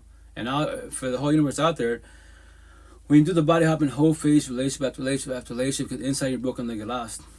You got the last touch of love. You lost everything in life. You fucking, you know, don't matter the church. Yeah, God is church. God makes you feel good, the Bible, etc. But when you go home, still sound depressed, bitter, hateful, you know. And all you're trying to do is fill what's it saying? You're trying to fill a void of love you can't get from your ex. Let's say they don't know how to love you correctly wise. So, but in your eyes, that was the best person in your life at the time being. I'm my first baby mom. 12 fucking years, too fucking long. 12 years too long. But here's the kicker. Oh, the phone of the universe before I play this clip. If you got typical medical high school, right? If you got the V card, the virgin card, right? Analogy metaphor. Whoever you lose it to, right? In your eyes, that is your God. That's your goddess. All you see is them. But you don't want to fucking do opposite track. And you're the V card. You're a square, empathetic person. That's a natural. And you did a circle of bad boy, bad girl, fuck boy, fuck girl, and too narcissistic. You're about to fucking be in a badass trauma bond. And you're an addict. You're the alcoholic, they're the bottle. All my tattoos. For all that ass out there, you got the big pharma, drugs, alcohol, pills, and toxic love, broken, codependent relationships. Remember, you're the addict. So the bottle doesn't need you. Your ex, your partner, all capital letters, you need the bottle. Why? Think about that shit really good, man. I tell you, once again, I dissect the universe every which way. So that's the shit. Now you're stuck to a person that I pray by manifest. God could change him. If that was factual, that would have changed everybody before us. But it's us as beings, as a single being, to change our ways, to start the healing journey. Nobody can do for nobody else. You can save people physically. You cannot save them emotionally, spiritually at all. No matter what you do, what you try, you can have these conversations a billion fucking times. When you go home, you're not toxic relationships, they are. You're not sad, depressed, they are. But you can check in. But, hey, what's up, King? What's up, Queen? How you doing? How's it going? How you feeling today? I do hella check-ins with a lot of people every day above ground. Maybe a lot of queens. Maybe like 0.01% men actually reach out. They don't have to. That's what I'm saying. Just focus more on the queens because I know they're more empathetic. They're more in the healing journey and they're trying to figure it out. I tell them, yo, it's the motto of the universe, my tattoo, day by day and baby steps. You're not guaranteed tomorrow. No one's guaranteed tomorrow. This could be that, you know, your last meal, your last power nap. That's what everyday bug ground. What are you choosing? What are you doing? To be empathetic, the nice and natural, to be narcissistic, the bad girl, phobic, fuck roll. A premeditated choice. And that's just today. And what about tomorrow? Today's for now, but don't go deep in the future. Yeah, maybe a year from now, I'll be doing better. You might not survive a year. To forewarn you. Just do day by day and baby steps, you know, and the intent in the healing journey, any negative trigger. Whatever, I'm sad, depressed, better. If you're having a good day, scenario. Wake up, more day above ground, pray to God, whatever you believe in, go for a walk, gym therapy, whatever you're doing, right? Which is beautiful. That's positive energy. Anything that takes your energy becomes negative, aka triggers, bothered, anger, hateful. Talk to yourself. How do I feel the way I feel? Who or what caused it? Was it a memory? Was it a flashback? You saw a couple together, they're older than you, let's say their grandparents, lovey-dovey and shit. Oh, well, probably a trigger because that's what you want. You want that love. I want a person to grow up with. You don't have it yet. Don't rush it. Don't go deep in the future. I mean, you might not make it to their age, you know? Or makes you think about your ex. That's the shit. You always gotta talk to yourself. Because your mind is strong like titanium or it's weak but like a piece of paper. You can be physically fucking fit. Like me, I'm trying to get, you know, I gotta do more gym therapy. My mind's fucking, in my mind, please. Analogy metaphor, I'm a beast, I'm a god, I'm immortal. I won't ever die. Zeus the god ain't got shit on I. What I call Zeus the Greek god because Zeus loved his wife, but he was a manho. He had no self-will. He couldn't control his lust. His eye was bigger than his mouth. And he was a god, quote-unquote. His wife, she has self-will. She's narcissistic. She's whatever term, it's on my body for a reason. Black and white to the point. So that's why I call him out. Like, hey, if I'm with you 1,000. But once again, I don't deal with toxicity. And I'll let you know that. And we have whatever conversation. Obviously, forewarn you, babe. You know what emotionally cheating is? Like, no, well, I don't care if you look at a guy, but you stare at guys that you've never seen a man in your fucking life. So just to let you know, you do that again, it's over between us. Just because of that? Yes, just because of that. I don't deal with toxicity. How about this? Deal with guys like you that are potentially someone on the healing journey, quote unquote, or on a journey. So you emotionally cheat, they emotionally do that shit, but I don't recommend it be a bloodbath because you have me triggers, pop the fuck up, be jealous, insecure of each other, and cause a scene every which way. So you should stop offering monogamy. You can't do monogamy yet. Maybe down the road, but not yet. Do poly open, benefits, fuckboy situations, friends nowadays, but can you control your feelings? Can y'all be on the same page as possible? If not, then what are y'all doing there, you know? Respectfully. That's the shit for everybody. It's a person by your fucking side. It doesn't matter what you claim to be, what healing journey you're on, quote unquote. Because if you're on a healing journey and they're on a healing journey, potentially a better outcome. If you're on a healing journey, they're on a journey, it's not going to work out. You're doing off that track. But if you want to find the hard way, go find it the hard way. Pay funerals, I go on my day, go on my life, and that's it. You know? Because then, once again, middle school, high school, everything starts from middle school, high school. When we all say life's a bitch, life's hard. I'm wishing to get tired of my body this year sometime. I'm back. It's going to say life's hard. We're all stuck on the generation cycle. I might put comma initially. I don't know that yet. Hey, what's up, Storm? Hey, how's it going? But what you gonna call it? And then the bullies that bullied you are getting bullied at home. The parents in toxic relationships are bullying each other. The cherry on top relationships make you, break you, definitely destroy you. You sold them a dream. They sold you a dream. Welcome to life's hard. That's where everyone's fucking energy shift. Relationships, aka toxic relationships. And that's the shit. Once again, one of my little boy, little puppy loving shit, and he's doing better now. But I told him, Bobby, I told you, these little feelings you have for these little your classmates, they're just feelings. They're not fact. You don't know what love is at all. You know. I did tell you about my positive side to my healing. I am awake. Yeah, go for it, my queen. You know. I told him this is the beginning of it. So how you going? You're down a little sad, depressed. You know. And here's the best part. I don't know if y'all kiss or not, but it's just an energy type of situation. And don't let them control me anymore. That's good. That's the intent not to, you know. You should have a slave master. But it's harder when you have kids involved because you have to do co-parenting the best as possible. But if the co-parenting is not happening and your partner two narcissistic wives and they're bitter behavior because you're not trying to be with them or you're not trying to work it out for the family, the kids, all that corny shit, it can break it the generation cycle, then you do parallel parenting. Be in the coaching system. And the idea they do parallel parenting best as possible. If not, now they choose to be their deadbeat mothers, deadbeat fathers. That is their choice of free will. Now you become a single mother. All the pressure's on you and then the kids. It's a lot of trauma and bullshit. That's why from the whole universe, I'm assuming for all your kids. It's all my kids. Don't become your mother and father. Like kids, marriage, families and shit. Wait till you're 30 or 40 years old. Make sure you're established for yourself first and foremost. That's how I preach that to the fullest. What? Kids? Nah, man. Don't worry about none of that. Because if y'all toxic, do you believe if your relationship's toxic that getting married, having kids will make it better? Kids are a blessing, also a lesson. All you're gonna do, you're doing what? Putting bandages to your cuts and wounds. You don't get along good. You think it's a feeling. Take pictures and videos. Yeah, have a happy memory for fucking whatever 24 hours. And after that, yeah, honeymoon and fucking still bumping heads, still talking shit to each other. Go fall on your face. Go fucking do that toxic little bullshit. I pray for you. That's all I do. But anyways, let me play this clip. I get out of here. I start down in Seattle. But this is what once again, middle school, high schools. Me personally, I do a lot of one-on-ones and all young generation. I play them this clip. This is to forewarn you. And this is a movie, but this is real life shit.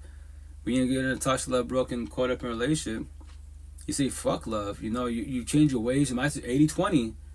80-20. That's what I started doing when I was like, I think my first baby mom. So that was like 2009, I believe. I did 80-20. I told I didn't have that many girlfriends in my life. This lifetime, I'm 44 now. I've had 5. My last one was the best breakup, beautiful breakup, right? And even before her, which I'm gonna call the other 4 girlfriends, 2 baby moms and 2 girlfriends. But after my first baby mom, I told the other 3 girlfriends, day one, hey, just to let you know, I do 80-20. What's 80-20? I give you 80% of my heart today. The 20% I hold on to just in case it doesn't work out. You cheat on me, you won't hurt as bad. But I'm giving you 100. Give me 100. You don't have to give me 100. I'm just letting you don't have to do this. And they'd be like, they just accepted it. Don't do that shit. Anyone says that shit, red flag. Fuck up, run from that shit.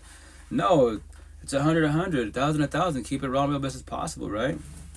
So that's the shit. This is when you get destroyed. You're like, fuck, I don't want to ever go through that pain. Like, if I go through breakup, if they cheat on me, like, if I hold on to some of my heart, it'll hurt, but not as bad.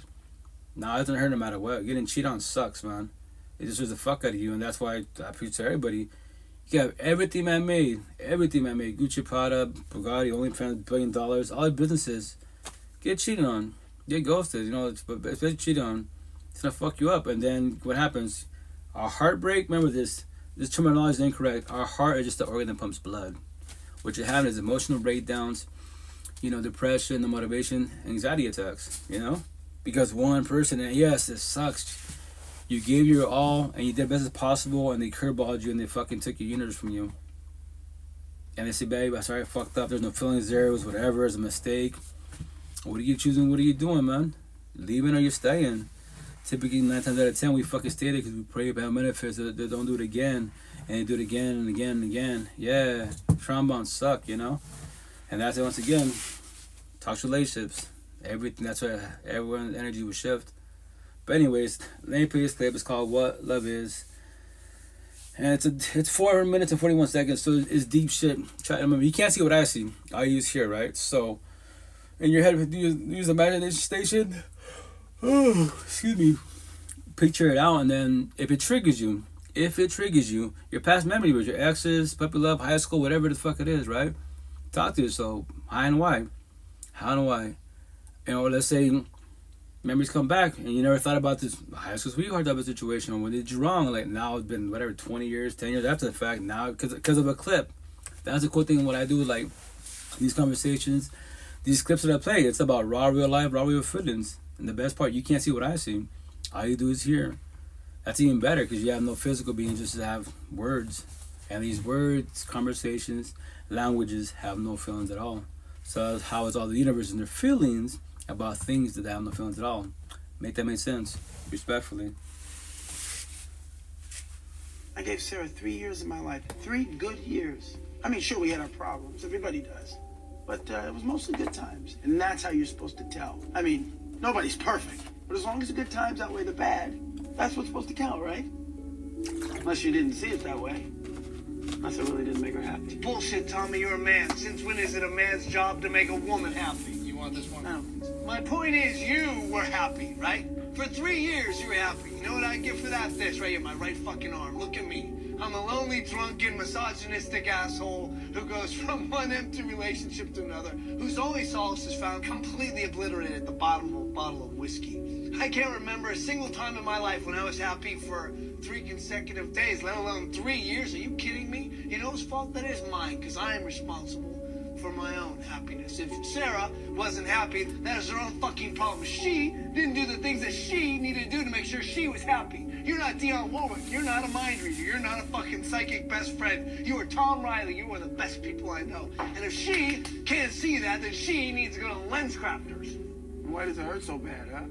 Why do I feel like I want to die inside? Because you're beautiful, Tom. He's right. You're beautiful. Not a fag or nothing, but you're like a real person. You are a man. You don't think if I knew Karen was going to leave me, I wouldn't be down here crying like a little baby asking you 2 geniuses how I could get her back? Cry, Sal, too. You had me until you brought salad. Haha, very fun. What's that mean? Well, you don't think I got feelings? You don't think I'm sensitive? Let me tell you something. I got more feelings in my left nut than you 2 schoolgirls put together. Here we go. I know. I know what they say about me. I know what they say about guys like me. They say that we're pigs, right? That we're dogs. In your defense, they don't exclude. I've been married for 5 years, and my wife still says it. Oh, that's right. They don't exclude. They say all men are pigs. All men are dogs. All men are scum. And they talk their little asses off about what monsters we are. But they don't understand that they're the very ones that created the Frankensteins they abhor. Frankenstein was a whore? Leave my wife out of this. Laugh all you want, but I'm serious. Every womanizer, every player, every guy juggling 3 broads at the same time is only doing so out of fear. Fear of being crushed by a woman. Because one day, back in the day, they were not a player. They liked one girl. Just one. And they gave it up to her, didn't And they gave it up to her. That's right. They gave it up to her because they're little romantics back then. And they gave it up to the girl they love. And what happened? They got rocked, or they got crushed, or they got destroyed, they got cheated on, or laughed at, or something. And when they're finished picking up the little pieces of what was once their heart, you know what they said?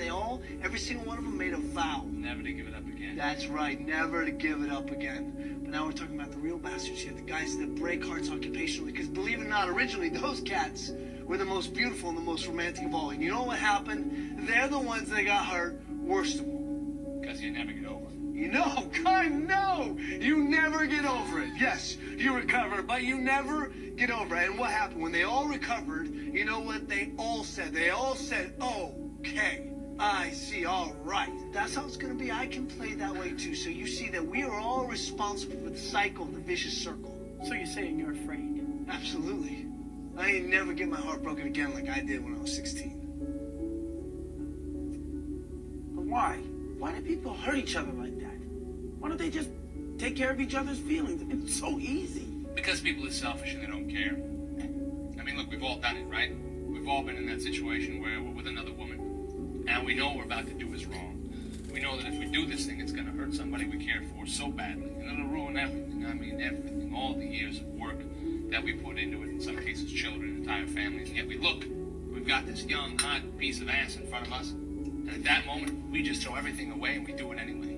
We fucking do it anyway. We know it's going to kill our wife or a girlfriend or whatever, but we do it anyway. And that, my friends, is why we're all so fucked up, because we do it anyway. We're always thinking that the grass is always greener somewhere else and that the bigger, better deal is always right around the corner ready to present itself. And we forget what good friends we have right here. And that the grass is pretty fucking nice right here. But we're not kind for the most part, are we? We're not strong, and we're certainly not wise. And so we throw away the people who are the most valuable to us. We waste them like we have them to waste. And you know, Sam, if you keep doing it, you're going to wake up one day and you're going to be old. You're going to be alone. Or worse than alone, stuck with some vacuous substitute fucking one-eyed stripper in your bed who you can't talk to, and so you want to put a fucking bullet in your head because you missed a couple truly great ones that you once had. And that you, threw away. Deep shit. What's up, Lucky? What's up, Queen? How you been? Been a minute. Hey, good morning. Hola, ¿cómo estás? Happy Mother's Day. Hey, I like what that is. How you been? How's life? How's everything? How's the kiddos? How's your health? Oh, it's been... Oh, great, actually. Yeah? Well, I finally ditched the dummy. Okay. Happy For for you? good. Happy for you? Yeah, it was, like I said, 7.5, 8 years, going on 10, whatever it was. Right. Well, it's a blessing in disguise, you know. It's gonna hurt. Kids are involved for sure, right? Co-parenting easier than done, but... Oh, yeah, definitely. I mean, COVID hit, then we got evicted and lost everything. Then he left and left me here, and I was obviously destroyed. But oh yeah, no, I'm actually happy though. You know, I'm doing really good. It was like a eye opener for me in disguise, so to speak. Yeah, no, that's what they say. The breakups are a blessing in disguise. We don't see it yet because we're going through that pain, but it's day by day, baby steps. The idea that you fall back. What's my next tattoo? You let go of your exes, observe all the red flags of every ex you had in your life, comprehend them. So then the next potential to be when you observe them, you realize boundaries. But from the universe, no one has to respect your boundaries. So what are you choosing? What are you doing when they don't? You stay and you leave them, you know? And then especially with kiddos, because the intent is that kids don't see you go through all these bodies. Because then the kids think, well, that's love, that's normal. Nah, that's toxic. That's why to the single parents out there, before you introduce your partner to your kiddos, make sure you guys are established, you're decent on the overall. If not, then you're going to traumatize your kids more than they're traumatized. And that's the shit. It's easier said than done, you know, easier said than done initially, but real support team, that's why I go live for the universe, not for myself. I'm blessed. Before the live, after life, I'm good. I'm about to get off in a minute. I love life. It'd be nice to have a partner, but once again, in the healing journey, sometimes energy You're good. Huh? I don't mean to interrupt you, but how do you know you're good for the afterlife? For the afterlife, me personally, respect when I say that, don't worry about the afterlife. Worry about this life, the present life, you know? Because scenario, I use the word idea and faith. Idea and faith, there is afterlife, there is reincarnation. I don't know, you know, so instead of wasting all your energy on that, it's if this life we're physically living for now, right, is toxic and bad for you, what are you going to do about it to make it better? And it's your environment. Everything starts from home. If your four walls, is it toxic or is it heaven? You know, heaven and hell, religious talk. You can be atheist, it doesn't matter. You hear the terms heaven and hell. If your home, your four walls, both your four walls, your mental home, upstairs, and your physical home. Is it heaven or is it hell? Do you love going home? Do you hate going home? If you hate going home or you're dreading going home, who or what is it? Is it you? Is it your partner? Kids are kids. They're part of the package. You know, they're just growing up. Here's the best part. In toxic relationships, when kids are involved, kids are stronger than adults. Kids are just living life. While you two are yelling at each other's throats, breaking shit, the kids are just chilling. You two giving it up like nothing's happening because they don't give a shit about these feelings yet. They're not there yet. So that's the intent as an adult, especially the single parents, right? You teach your kids all this shit so they don't become you, the generational cycle, and learn the hard way. You can't stop it, you can prevent it, you know? So that's why me personally, I just Can you believe I think it's... Go ahead. I want to say it's been It's been what? I'm sorry? It's been a full year. Hey, congratulations. I'm happy for you. You know, it's day by day baby steps. It hurts. It hurts a lot in the beginning, but as time progresses, you know, because they say time heals. Well, time. It was. Especially. Hmm?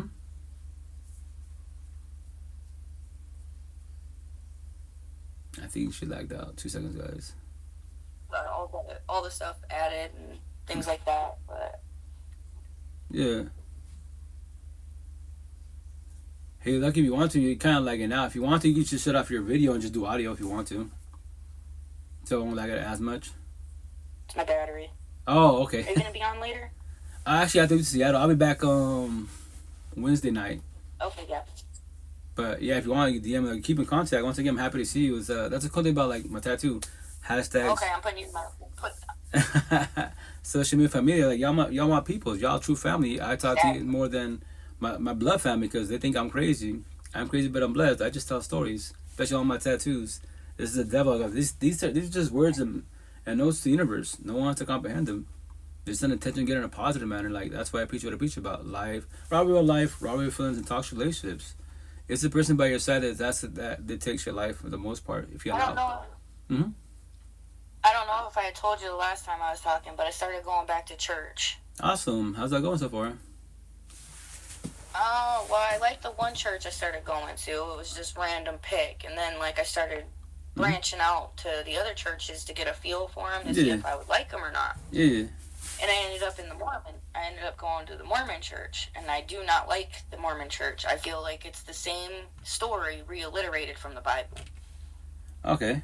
Well, and that it's basically a hoax.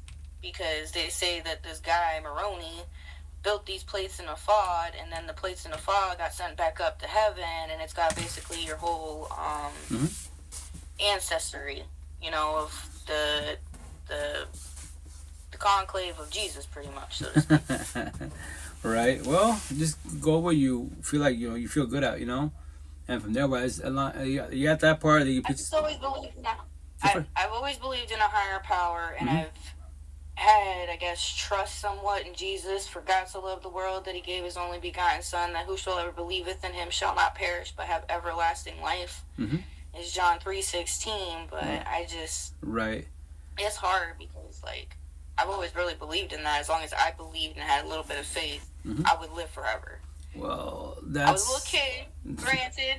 Maybe a little blonde thing. But hey, I was like, I really believed that for the longest time until, like, it's more into it than just having faith and belief. Right. No, facts. It's like basically believing.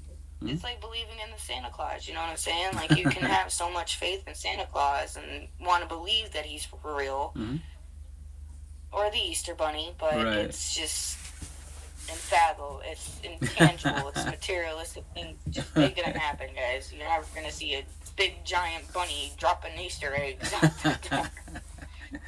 Like, there's some common sense and then there's kind of not. But like, when he says, "Part in the Red Sea, turning the wine into water," the plagues, those are actual things that can and has happened, and we've got like proof of it. But the meta universe and the gods fighting up there—that's where I'm getting interesting in everything.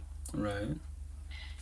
There's a God war. Why the hell has God got to be so jealous if he's not just, like, if he's so almighty, omega, powerful? He says he's the beginning, he's the end, that, and the third. Well, see, that's the thing. How do you confirm that there's heaven or hell? There's my question. Okay, right. So that part, once again, boy is a Catholic, right? So, and I say respectfully wise, which I'm gonna call it, like, I tell people, like, respect. Don't worry about that. Like, you don't.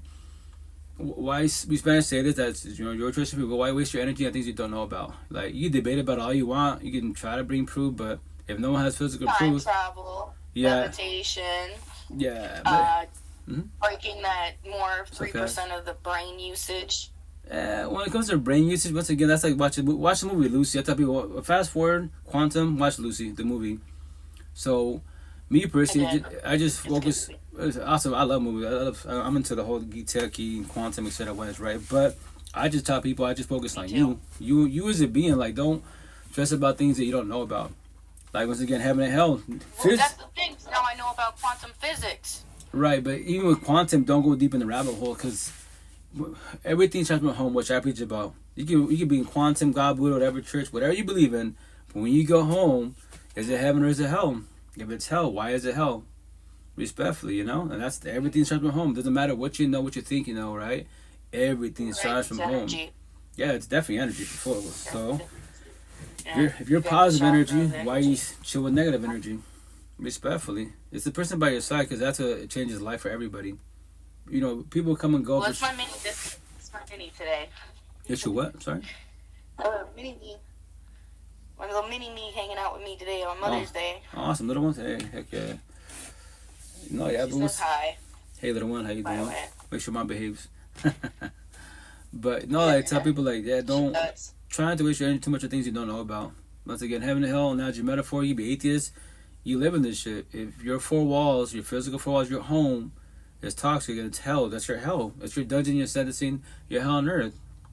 If it's heaven for you, why is the your metaphor? That's your peace, your temple, your aura. That's what every home should be like that. It should be heaven-like, and that's you by yourself, alone, quote unquote. And then you want to get in a relationship. Everything changes with relationships. Relationships to toxic relationships. It goes from heaven to hell. And like the Bible talk, I'm gonna get to my body in the beginning to trigger all the religious people. Oh, from the Bible. Well, it's a quote from the very first one from the Bible, right? The first sentence. But here's the kicker: for everybody. It means for everybody. Everyone in relationships, it starts healthy relationships. It was a toxic, and we all say in the beginning, relationship was so good. So why did it become toxic? Why did the energy shift? Where's the red flags? How many more times are you gonna say this conversation to everyone in the universe? My 20th girlfriend in the beginning. Yeah, 20, 30. It doesn't matter the body she's going through in life. Why did it become? Are you toxic? Are they toxic? What is it? You figure out why it's happening. Because we all bitch about who? The person. Respect. I say this. The person by your side. People will come and go in life in general. You bump heads, yes, but the worst person by your side. Exchange energy, universe, whatever whatever your beliefs are. You know, so that's what I preach about. That's what I said on. Like, I don't care what you're claiming to be, religious, spiritual, atheist. Why do you have him or her by your side? Your energy is positive. Their energy is negative. Whatever you want to use, it's tied to my body. Yeah, your consciousness, their subconsciousness. You're right, they're wrong. You're the God, they're the devil. Why do you have by your side? And all you stressing about is them. A zillion people in the whole universe. Why are you stressing about one? Make that make sense, you know? Right. I know there's like 20,000 billion people out there. Why stress about the one, bro? Facts. I mean, I get it. When you find the one, get the one, but that's like God Almighty Omega. You know, you got that one guy. Like, why has it got to be the one guy? But I get it. There's one and done. It's like one love. You know, even Bob Marley, he says it the best. One love. Right. Yeah, one love. And, don't worry about the thing, 'cause every little thing gonna be all right. That's where I'm at in my life. Just mellow. Which is I beautiful. like to be mellow. Yeah, protect the energy. That's the intent for everybody. Protecting your energy best as possible. But once again, you can do that as long as you want, right? The intent for the rest of your life. But once again, to form the whole universe, you have to comprehend this. The person you allow to be by your side, that's the person that doesn't hurt you. If you allow him to hurt you. If you allow him to take your energy. And the best part for everybody, I preach about doors. The door is right there. You can leave whatever you want to. That is your choice if you will. You know, that's a hard one for me, bro. I know. I've said it I've said it quite a bit this year. Like I said, get out the door. Don't let it hit you with a good Lord split you. Or, there's the door. You can always leave. And I feel like karma almost came back on me because some people in my area did a walkout in their job. And they did a strike. And these are union government type people. And I was just like, there's the door, you can go out it. And because they had the option to walk out, you know what I'm saying? And instead they were trying to make a big stink about it. And I just laughed about it because it's a job, you know what I'm saying? It does make or break a person, but when, I don't know how to say it, but it was just funny because I was like, I posted on there, I was like, well, there's the door, you can walk right out it. No, yeah. Because I got told, I was the same thing. There's the door. You can walk right out it. There's nothing stopping you. And as much as that is true, like, I really did feel like this last year and a half, something was stopping me. God told me, don't go left, don't go right, don't fall for the stumbling block. And I had no idea what the hell it meant. And it, made me craze a little bit, because I was like, well, what do you mean, guy? Why do you not want me to go left? Why do you not want me to go right? What's this stumbling block thing that you're talking about? And I figured it all out, but That's good. it was just like things like that I was just like, wow. Oh yeah, that could be a lot. But once again, like, higher source, right? Huh? Go ahead. I said I can't be, but, you know, I take it. Everybody wants to take it one day at a time. I said, fuck the one day. I said, I'm going 1 minute at a time. And then when I get up to that 1 hour at a time, then I'll do 1 hour, and then I'll do 2 hours, and then I'll do 3, and I'll work my way up to 1 day at a time. But until then, I got to focus on living in the moment. Yeah, present. Can you tell the difference? As far as your energy-wise, or? Can you tell the... Yeah. Oh, yeah, like, well, it's better. can you tell It's the healthier. difference, like, on my Yeah. focus? No, yeah, you're better, you're healthier. Respect people. I'm saying that's what I preach about toxic relationships. And this shit starts positive, right? And then becomes toxic. And that's when, as a being, they take your energy. That's why it's called reactive abuse, the neck tattoo. You're not a bad person, but the person by your side, the two narcissistic energy vampires, they trigger you. You pop off, and, you know, the devil comes out of you. Right. The Cain and Abel type of situation. I'm going to tell too. It's like, yeah, but because the person by your side, your home was, before this individual, your universe is heaven on earth. Peace, temple type of situation. And then it becomes toxic because you allow someone to come by your side, take your energy. Now it becomes hell on earth. Your dungeon ascendancy. Now the devil, these triggers come out of you. I always say WWJD when that comes in my head. What would Jesus do? And devil just won't win. Because I literally sit there and put myself into his shoes, and then it's like I instantly know what to do. Like, what would Jesus do in this situation? Oh, he'd love his enemies. What would Jesus do in this situation? He would forgive. What would Jesus do in this situation? He would preach his doctrine, covenants, so to speak. Right, his beliefs. So it's been truly helpful in that aspect. That's good. Of them limits. That's good. I'm happy for you. That's the intent. Remember this, and then There's always, in the healing journey, positive energy, like I right? said, there's always, Go ahead. there's always real healing, and then there's non-real healing. Like, Yeah. I don't feel like doctor's let it so. medication is real healing. For the body, remember this. You can, For the body, but what about emotional spiritual? That's a problem for everybody. Like, they can give you pills for your depression and anxiety, but all you do is numbing up, suppressing them, running from them. So once again, they can do it for the body, but they can't do it for the mind, emotional, and spiritual at all. They don't know how to, you know? That's the shit for everybody. yeah. Like, numb up. Take I all. definitely need back up with you. Say it again? I said I definitely need to get linked back up to you because I want to know about, because I'm doing a healing frequency Yeah. therapy, Yeah. and I want us to, like, your comments and, Yeah, for sure. Gotcha. like, stuff. Yeah, no, that's. And I don't want to take over your vibe, like, trying to, 21 question. Hey, what's that? Nah, you can take over. know? Nah, anybody wants to. I'm a broken record. I preach about the same thing, you know.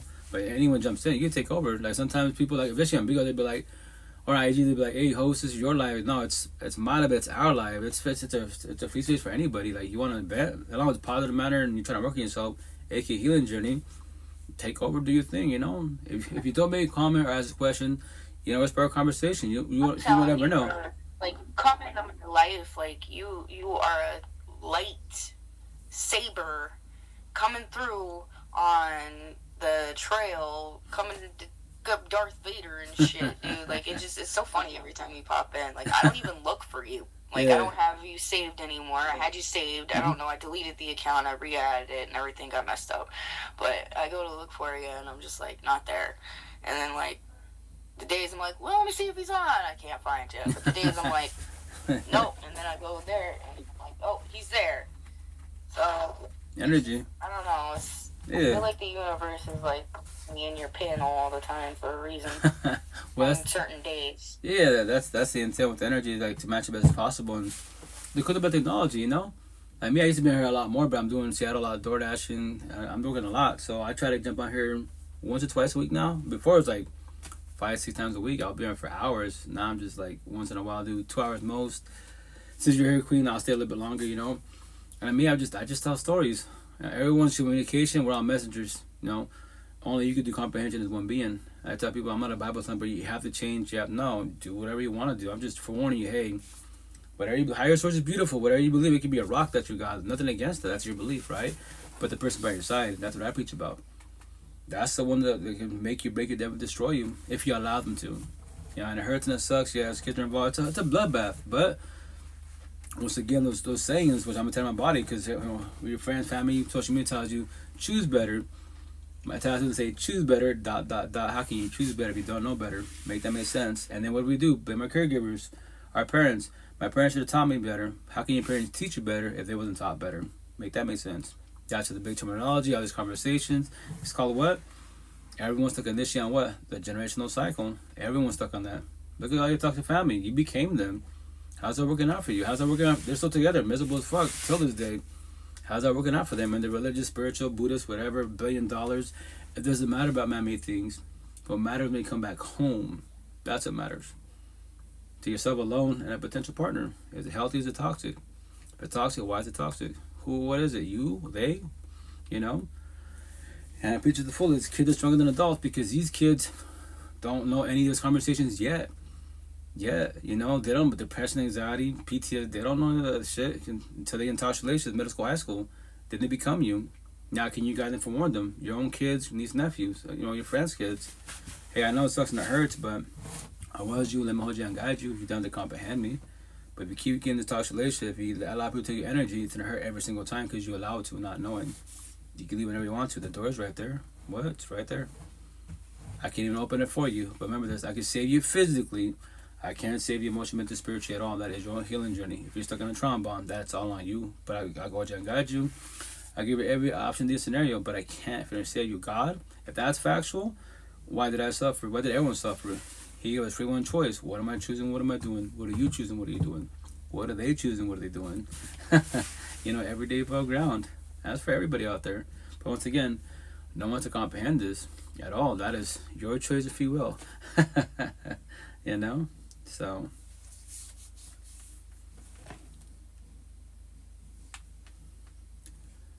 but lucky, any more comments or questions real fast, Queen?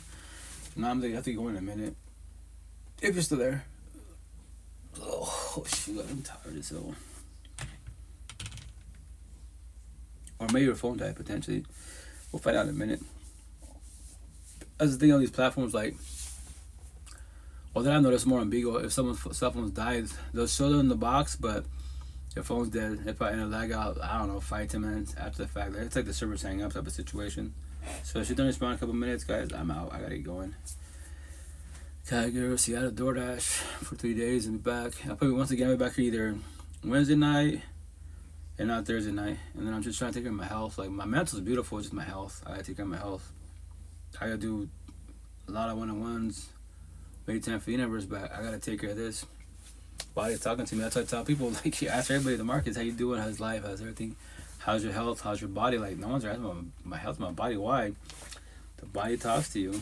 You know, if you're sore, switch out something aches, work out a little bit more, you know. If you're out of breath, you know, gym therapy, do cardio, do something, maintain the best as possible, because you can be mentally strong. I'm a beast mentally. Physically, I gotta start working out more. I used to do my cardio, so that's what I'm gonna start doing this week. So, yeah, I mean, yeah, maintain a heart, just in 44. If I'm trying to live 100 plus, I gotta take care of this delicate, weak ass vessel. It's too delicate, man. Way too delicate. That's the shit. And, you know, that's for everybody out there.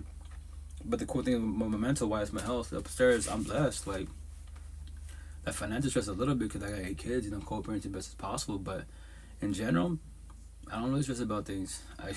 I walk through the universe, I'm just blessed. I look at everybody like I used to be them. Everyone physically, right? They're all your feelings, all your negative triggers, every single one of them. You see one that's sad? Physically, there's a person that's sad. You see their energy, they're sad. That's you inside, mentally. Depression, anxiety, any negative trigger, physically in front of your face. Physical beings, you know? And that's the shit. That's why you gotta control your energy best as possible. Whatever makes you sad, you gotta talk to yourself. Why and how do I feel sad? What causes it? Well, who causes it? What do I want to do to progress from that? If not, then you can have money, power, and fame. It doesn't matter about my... In the Matrix, nobody can beat the Matrix. Not even the fucking weak-ass elites. All you just maintain. Job, money, car, home. That's it. You're maintaining. That's not in the Matrix. Now you're maintaining. Now what about you as a being? Your everyday life. Do you love your life? Do you hate your life? That's for everybody out there, man. And so, yeah, but... Yeah, she lagged out. Yeah, it's cool. I think her phone died. But anyways...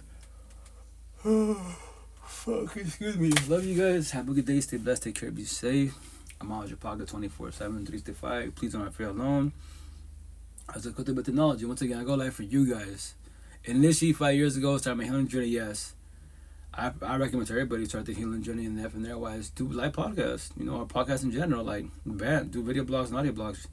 You're venting to yourself. You're the best type of counselor because I can't fix you. Nobody can. Emotional, mental, spiritual, not even higher source.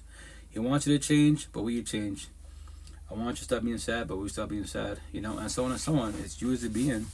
But these conversations help a lot, especially in the cool thing about technology. You rewind time. After the session's done, you know, on Beagle Squad, rest in peace, Munchie. You know, I forget her name. I'm so bad with names, so bad. But it's called Munchie Beagle. She passed away last year. Rest in peace. You know, I think like September 2nd. And Beagle, she was not shy. She was shy all the time. Hey, that's my boyfriend. Talking about me, I'm like, hey, she can say I'm her boyfriend, but just let the whole universe know I'm single. I don't have a girlfriend. And she would try so hard, and that's the thing. Like my situation, I see future in a positive manner. Respectful, like she was a heavy drinker. You know, she would lie to herself. I don't drink in the weekends, but I would talk to her, video chat with her. And, you know, she's light-skinned, you know, and she'd get monkey bumps. She looked really bad sometimes because she gets so drunk and stuff that she would remember. She'd fall downstairs and everything. I told Munchie, I love you, but if I don't be with you, Munchie, respectfully, you know, you got 1 kid, I got 8 kids. I did you in your universe. Everything, respectfully, that bottle's your best friend. That's your love not known, respectfully. You know, she'll get mad by that. And I like, rejection's protection. I don't deal with toxicity. I'm not going to deal with toxicity as you as my partner, nor bring you around my 8 kids like that, respectfully. You know, I know it's a triggering subject, triggering conversation, but no. You know, start your healing journey. And once again, rest in peace and for in the whole universe. At 30 years old, her kidneys and her liver failed. They both failed. She's not here anymore, you know. Rest in peace. The next lifetime we see each other again, you know. And it sucks. 30 years old, you know. And I was then, you know, 43, and so I'm just like, dang, you know. That's the shit. That's what I preach about. Like, you know, if you're stuck on mammoth bullshit addiction, we better say that zombie addicts and addiction on my tattoos. Don't try to shoot for love. Families and kids, and you're not ready for that because respectfully, I told her, you know, you don't love yourself because that bottle is your best friend. That's your love. It's everything. I know it hurts to hear that, but the truth is no matter what. And she taught me this. And I tell her, hey, but you say this. You rather hear the ugly truth than a beautiful lie, right? So what do you want to do? Keep it 100, say you're doing it, you're okay, you're not okay, respectfully. Cosmetic, you're beautiful, good energy, I love the way you speak, the downfall. Insight, mentally, emotionally, spiritually, you're not doing good for yourself, you know? So that's why I do this for the whole universe. You gotta, I'm not saying don't be attracted to potential to be, but look inside them also. Like Avatar, I see you. I see your whole universe fucking about with anybody. I see future in a positive manner. In due time, we start the healing journey. You should do the same thing. Observe everyone's energy, the lifestyle, everything, because you're trying to exchange energy and become one. And it's might not work out. So once again, I preach about raw real life, raw real feelings, the person by your side. That's what matters, is the person by your side. They can make you, break you, definitely destroy you. I'm just trying to say, nobody can stop, not even higher source, can't stop the spiritual warfare. It's been written, it's rolling, it's going, but you can prevent it. You can stop it for yourself as a being. Fuck yeah, you can. As I'm saying, I preach the foot. I want to be in a toxic, love, broken, codependent relationship. I don't need a partner. I want a partner. I don't deal with toxicity. And that's once again, day one, I keep it 1,000 on my tattoos, right off the rip. Day one, hey, potentially be just to let you know, I don't deal with toxicity. If too many red flags are there, I want to talk about it. You don't have to talk to me. You can look at me, stay quiet, and not say shit to me. That is your choice if you will. But just to let you know, I'm going through that door, not ever looking back. I don't feel good to know. You're not my kid. I'm not your father. I'm not your mother. I'm not your probation officer. The best part of this technology, all the answers are right here if you want to study yourself, work on yourself. You know? And that's for everybody. And so, so love you guys. Have a blessed day. Take care. Be safe. Happy Mother's Day to the queens out there. And fathers out there, co-parenting best as possible, you know? Day by day, baby steps, guys. Have a blessed day. Be a squad. Take care. Be safe. Ciao. TikTok squad. Both the others. Take care. Be safe. Ciao. Facebooks. Take care, guys. Be safe. Ciao. Likey squad. Take care. Be safe. Ciao. IG. Love you guys. Be safe. Ciao. Clubhouse. Love you guys. Be safe. Ciao. Twitch side. Love you guys. Take care. Be safe. Ciao.